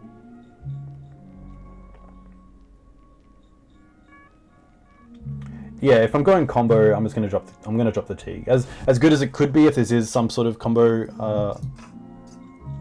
deck.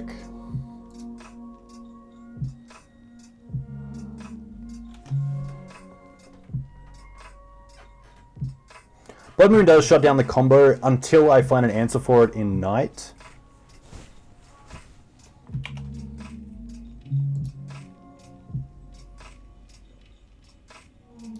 Ancient Tomb, okay. Haha, classic.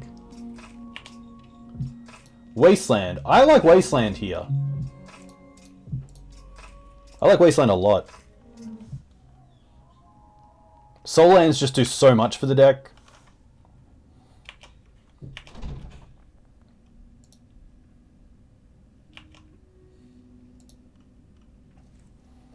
Okay, so they went for Volk. So maybe they didn't bring in Blood Moon. Or maybe they don't have access to Blood Moon. I think they mulled as well, because they're down to 6? They mulled to 5, okay. So maybe even if they brought in Blood Moons, they might think, hey, I don't have the luxury of just going for basics. I really need to have all my mana online ASAP.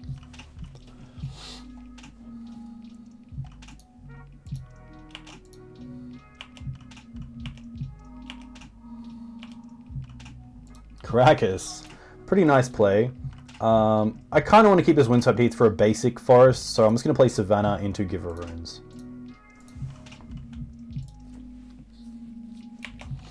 Until I see Blood Moon, I'm not going to play around it. I could be very safe there and just play the Windswept Heath and pass, but hopefully something like Lotus Petal, yeah. Nice. Wasteland.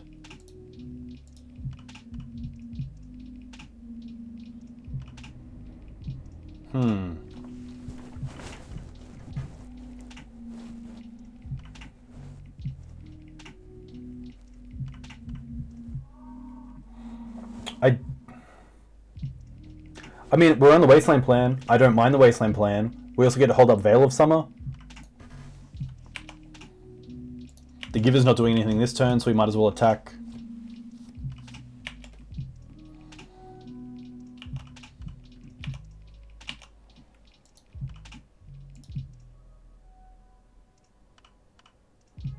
If I wanted to be really aggressive here, I could actually Wasteland the fetch land in response to this Brainstorm so they don't get the shuffle effect. I kind of just want to Wasteland their Volcanic Island. To be fair, I actually should have allowed the Brainstorm to resolve and then done it, because this just gives them more information before they actually resolve the Brainstorm. So now they're like, hey, he's Wastelanding me, maybe now I should keep this extra mana source. And if I didn't, maybe they're like, okay, he's obviously keeping this Wasteland around for a little bit. Maybe I have the luxury to kind of like take an extra Ponder or Brainstorm instead. But a fetch straight away is interesting.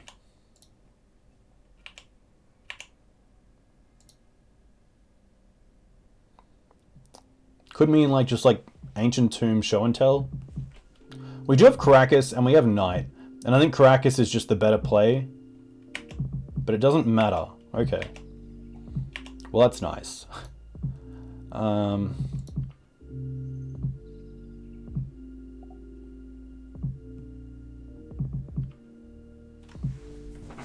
I don't want to show that I have Karakas.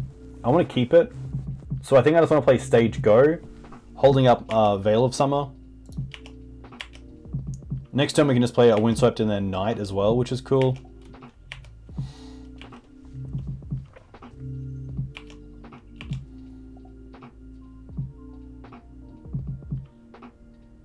If our opponent's on the Sneak and Show plan, we really want to try to keep them off as many red mana sources as well. So here they actually have the option to play Sneak Attack and then have red mana up, which is pretty rough.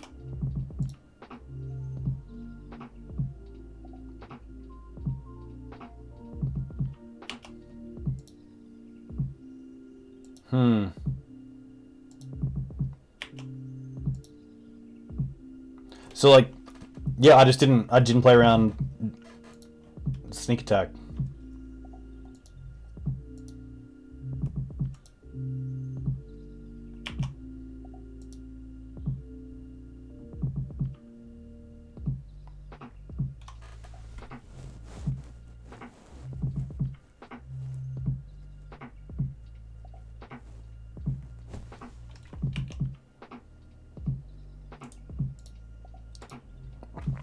Rough. Okay, so at least we know what they're on. Rec Sage seems great. Sylvan Safekeeper, most likely out. I don't think Force of Vigor is worth it. Maybe one is worth it over a Night. Actually, Giver Runes can probably come out. No, Giver Runes is... yeah, Giver Runes can come out. Dare to be a donut. Welcome to the stream and a huge good evening. We're currently 3-0. We're in our 4th match and we're 1-1 against Sneak and Show. What did we learn? Don't throw your Teeg away for a Giver of Runes. Haha! Yeah, it's very true. 100%. Let's just go ahead with this. Herbivores, a huge thank you for the follow. Let me know where you're from. If you play Legacy, what you play in Legacy, what your local meta's like.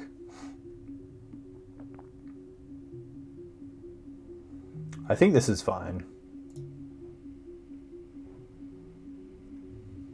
Would love to play first. And this hand is okay. Because we can turn one... yeah, we'll keep this.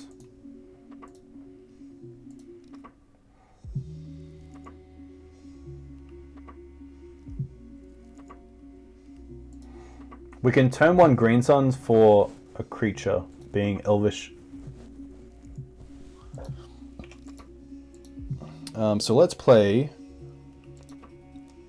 Savannah, Mox, pitching Scrubland,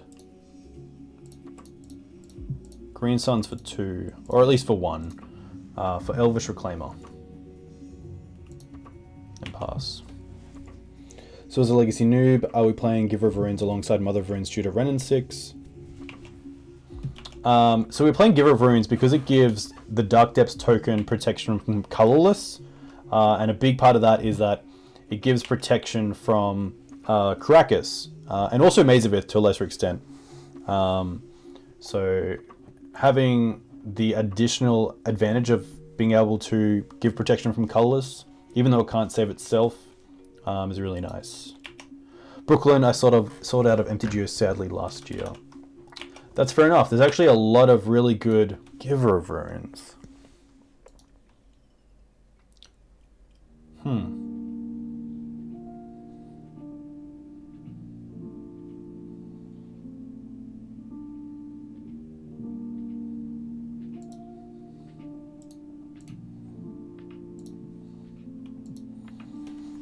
Yeah, we can combo next turn, which is nice. Yeah, even though you sold out of Magic, there's a lot of really good rental services at the moment, like Card Hoarder, who for, you know, like, quite cheap, I believe you can get access to a lot of decks on like a monthly basis. And I think you can just turn it off at any time, which is really nice as well.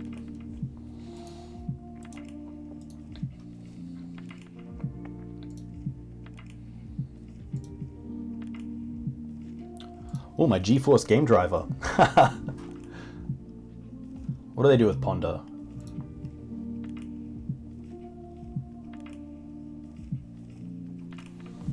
You were on Miracles and Grixis XYZ. Interesting. Miracles is a very fun deck.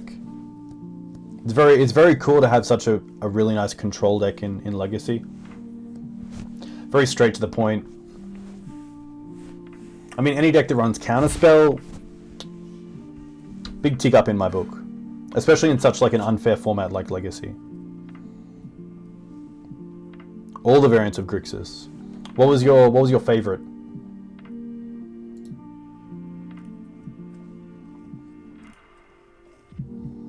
Every deck in Modern Build. That's pretty nice. I would love to have that sort of choice.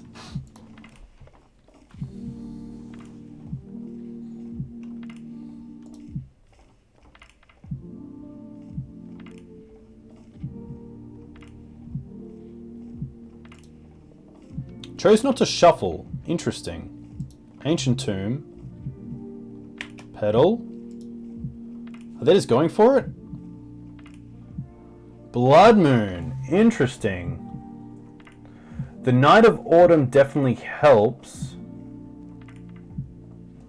So, let's go for a basic here. Sacking the Savannah. We can then use Elvish Reclaimer's ability to go and get Dark Depths, and then also blow up the Blood Moon. So let's go 1-2 punch. Reclaimer, sack this Savannah. Go and get a forest. Blood Moon resolves.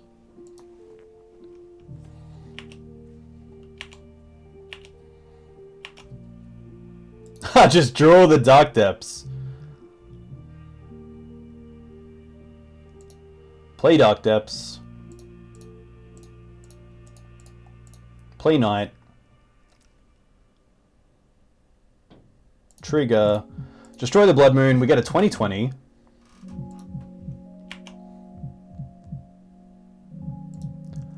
We can attack for 3 here. We can't use its ability, so we might as well. Yeah, so with the new ruling, of course, if you already have the Dark Depths in play through a Blood Moon, it has no counters on it. So when the Blood Moon leaves the battlefield, the Dark Depths has no counters, so it just triggers straight away, which is really nice. So now they kind of just have to have it, whatever it is. I'm going to assume something like Show and Tell into Omniscience.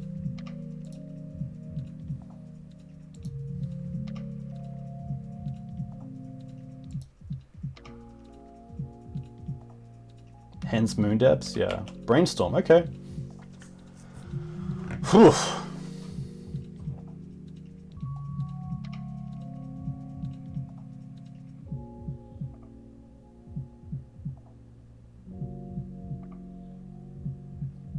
Definitely close. I mean, it was a nice turn by us, but a Lotus Petal, a land into Show and Tell into something great is definitely not. They kind of need Show and Tell and Omniscience here. I don't think they can get there with just a creature because of the Giver of Runes.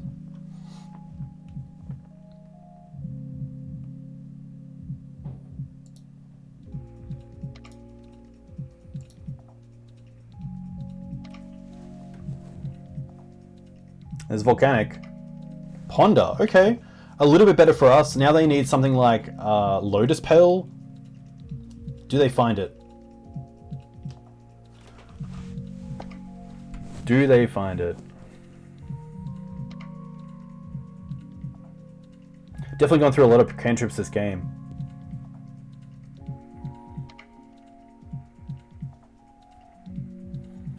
Oh, there it is. There's the 4-0. Alright. GG's opponent.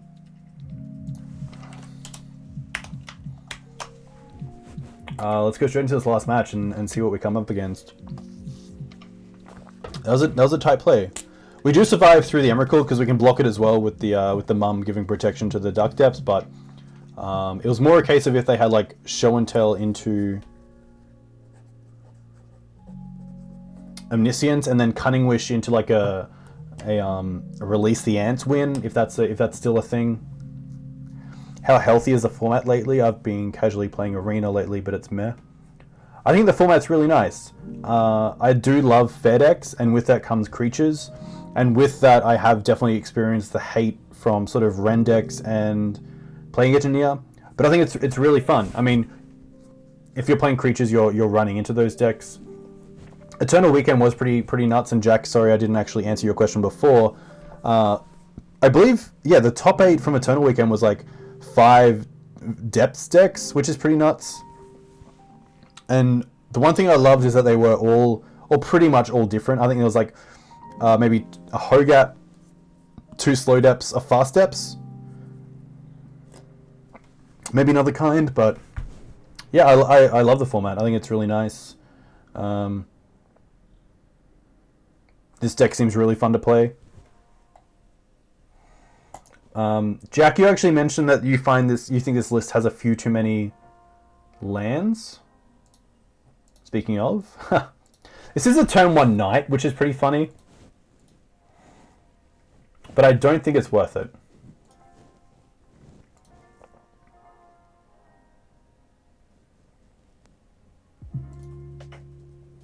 You'd keep this? I think it's just a little bit too fair. It really depends what our opponent's on. Mad Lad?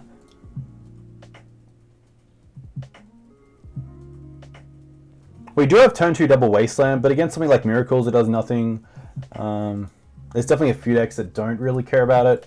And like one Force of Will or Daze and this Knight's just gone.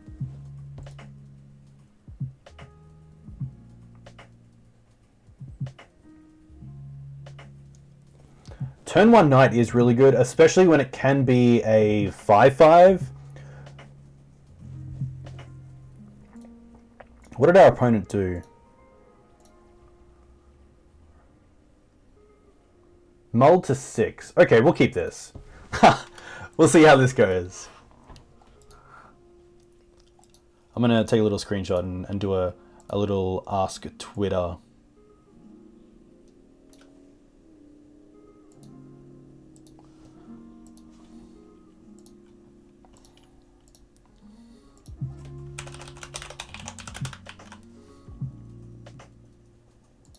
Stitches Supplier. Okay. Okay. This looks like it's going to be... Oh, interesting. Tomik. Okay, so let's go... Land Fetch. Probably don't really care about Wasteland here. Just get a Savannah. Cast Mox Diamond.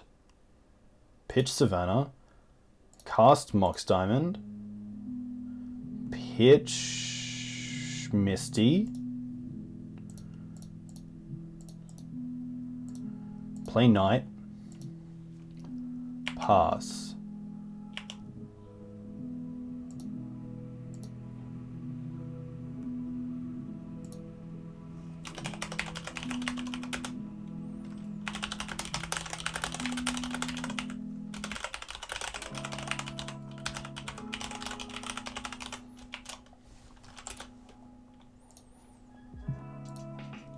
Alright. Modern version of Hogat Depths, yeah. I mean, don't get me wrong, this deck could be very, very fast. Luckily, the 5/5 Knight is a really nice blocker against this Vengevine. Just got to kind of hope our opponent doesn't have something like Fatal Push in the deck. You think Waste holds more value in this matchup? Altar, okay. Altar's fine. We can even go and get Bojuka Bog if we really want to.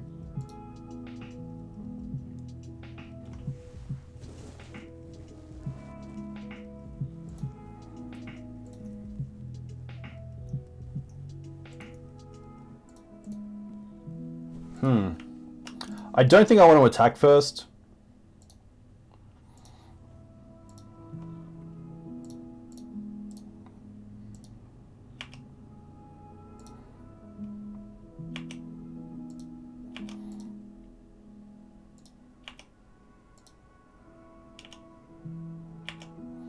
Yeah, I'm pretty happy to hold up Bog here. Another supplier, okay. We can't, of course, do anything in response to a Hogak, but that's okay. fetch. I wonder if we want to respond to the fetch. Maybe I'm happy with that.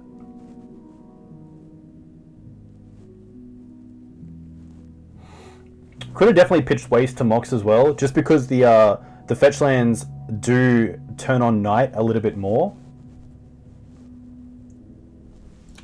I think I'm okay with this.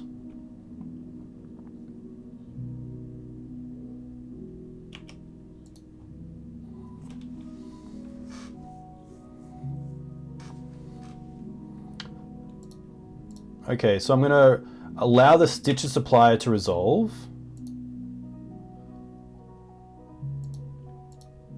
And now I might bridge. Yeah, now I bog so they can't get more triggers off the altar.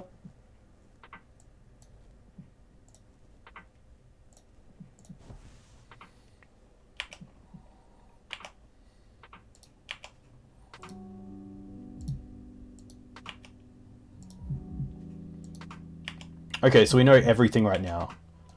Nice. Bayou. Might as well play the Bayou. Might as well just play Tomik out. Might as well attack with both. Put him on a real clock. I don't think we can die just on the swing back, which is nice.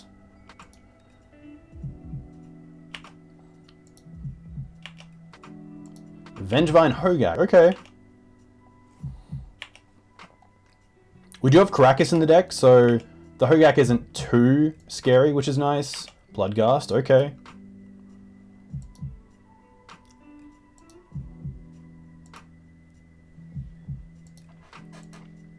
Two, three, four, five, six.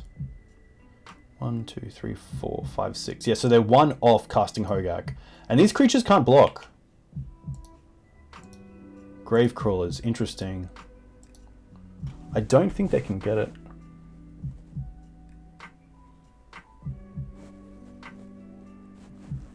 Yeah, so luckily we get there.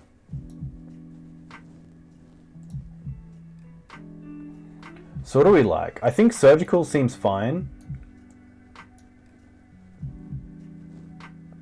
Path is okay. Do we care about Giver of Runes? Maybe it's like protection we don't care about. Yeah, Tabernacle seems fine. Maybe it's a case of taking out like Maze of Ith and bringing in Tabernacle. The only thing I like about Maze of Ith is that we can attack with another Reliquary, and then at the end of our attack step, we can actually untap it with Maze of Ith and use it like a creature.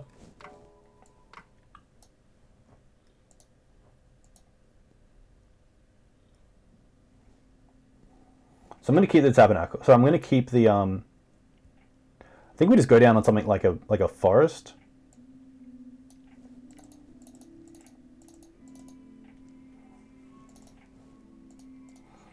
I think we're pretty happy with this.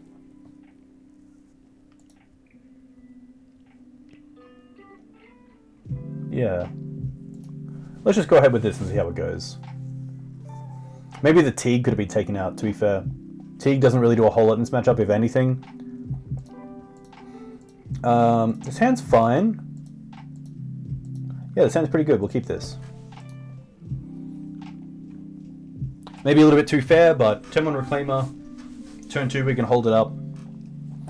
We actually hold up Bog turn 2, which is really nice.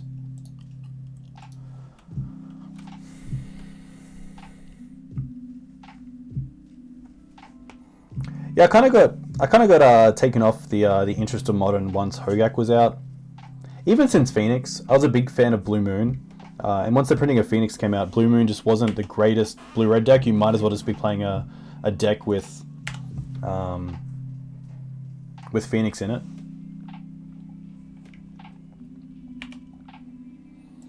Definitely happy to fetch. Savannah. Reclaimer.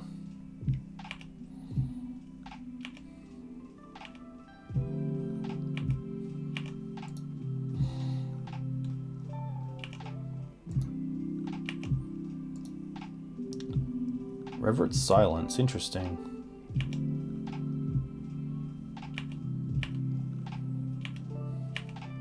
I think now we just play a fetch land and pass. Tomik. I kind of want to hold up the Elvish Reclaimer. I'm just waiting to know if it's actually worth not fetching. I also want to make this a 3-4 pretty quickly, so it's probably worth just playing this and passing.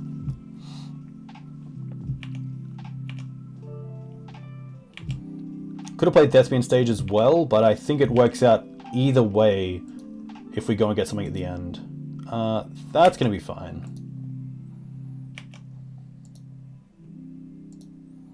No attacks. Interesting.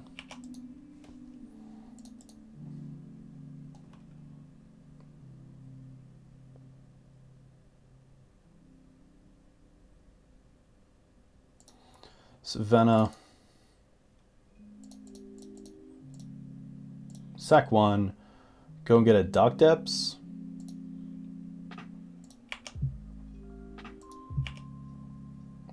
Bojuka Bog. Interesting. I don't mind Bog here. Do I care? I don't care.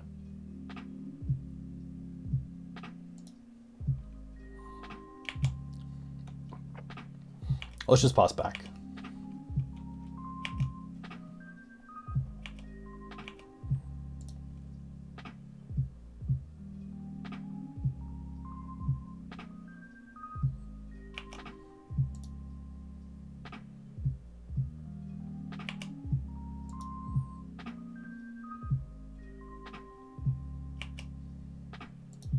Two lands.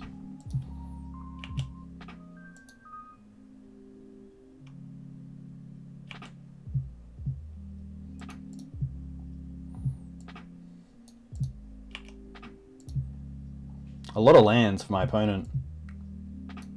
Not really what they're wanting to be seeing.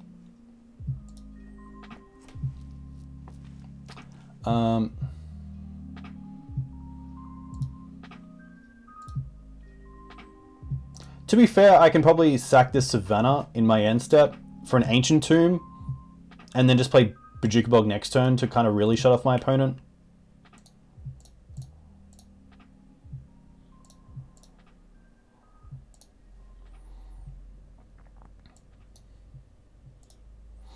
So now that covers the combo, and now we get to play Bog, target my opponent. Really takes away a lot of their resource. Could even attack here if I wanted to. Pretty happy to keep it back as like a just in case. I don't think there is a just in case, but another Gravecrawler. Can't block, which is great for us.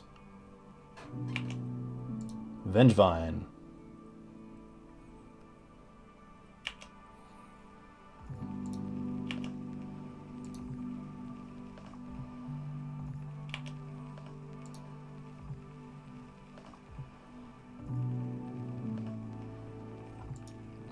And that is it. That is a 5-0, which is very cool. Huge congratulations to you guys, the chat, who always help.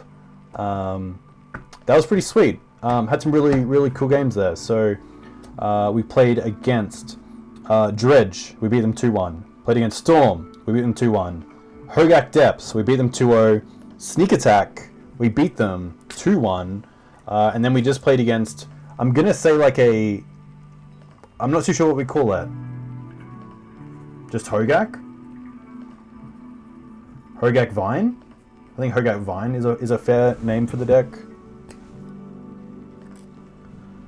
Aaron, a huge thank you. Yeah, it feels really good. Feels really good. Let's just take a quick pick of this, because any 5-0 that comes by is always a nice 5-0. But the deck felt really sweet.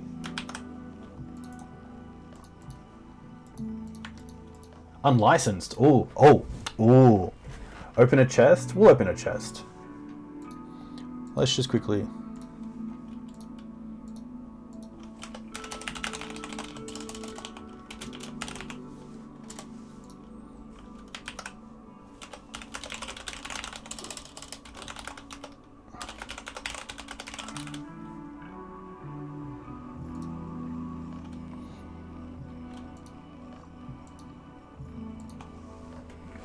In honor of GP Vegas, do some gambling. Alright, let's get rid of this. Close this. The list felt really nice. So, there could be, like, we're playing the same amount of lands as Torgo, as the deck's creator. But it felt really good. Tomik, we didn't really see a whole lot, but I'm sure it could have been really good in some of the matchups that it's obviously really good against. I did like the ability to have Abrupt Decay in the sideboard, so the only changes that I made to the deck were including Bayou and Scrubland, and actually adding in Abrupt Decay in the sideboard. So that's really for things like Ren and 6 and Back to Basics, which the deck might have a bit of an issue against. In its place, Torres, I'm always going to say his name wrong, I apologize so much, had full Path to Exile. So, yeah, pretty happy with the deck. It was really fun to play. Let me see that list. Awesome with the 5-0. Nearly D, thank you very much. I hope you and the family are well. This deck was a lot of fun to play. I'll give you that. With the Black Splash, there probably comes a time where I just want to play an Urborg. Just because there are times where I wish I had the Urborg with Dark Depths so I could stage a turn earlier. But outside of that, yeah, it was really fun to play. I think I might keep on it for a little bit because he's onto something here. But that is me. A huge thank you to you guys for coming in and watching. My name is Dukes on Twitch. You can catch me on Twitter at Dukes on Twitch. All my videos are uploaded to YouTube as well. So I'll quickly link you guys. So if you're on Twitter, you can find me on Twitter here. If you want to find my YouTube channel, you can also find me on here.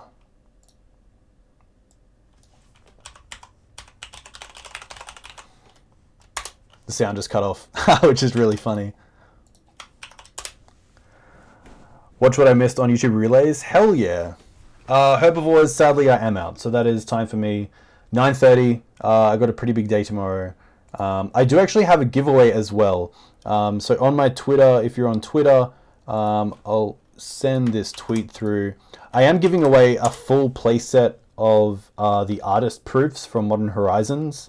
So if you are a follower of my YouTube or my Twitter, you are in the running to win it. I am pulling it out next Sunday. So of course, if you're interested in that, definitely give it a look at. But yeah, that's me. A huge thank you to you guys for coming in and watching. It was really nice to get the full 5-0.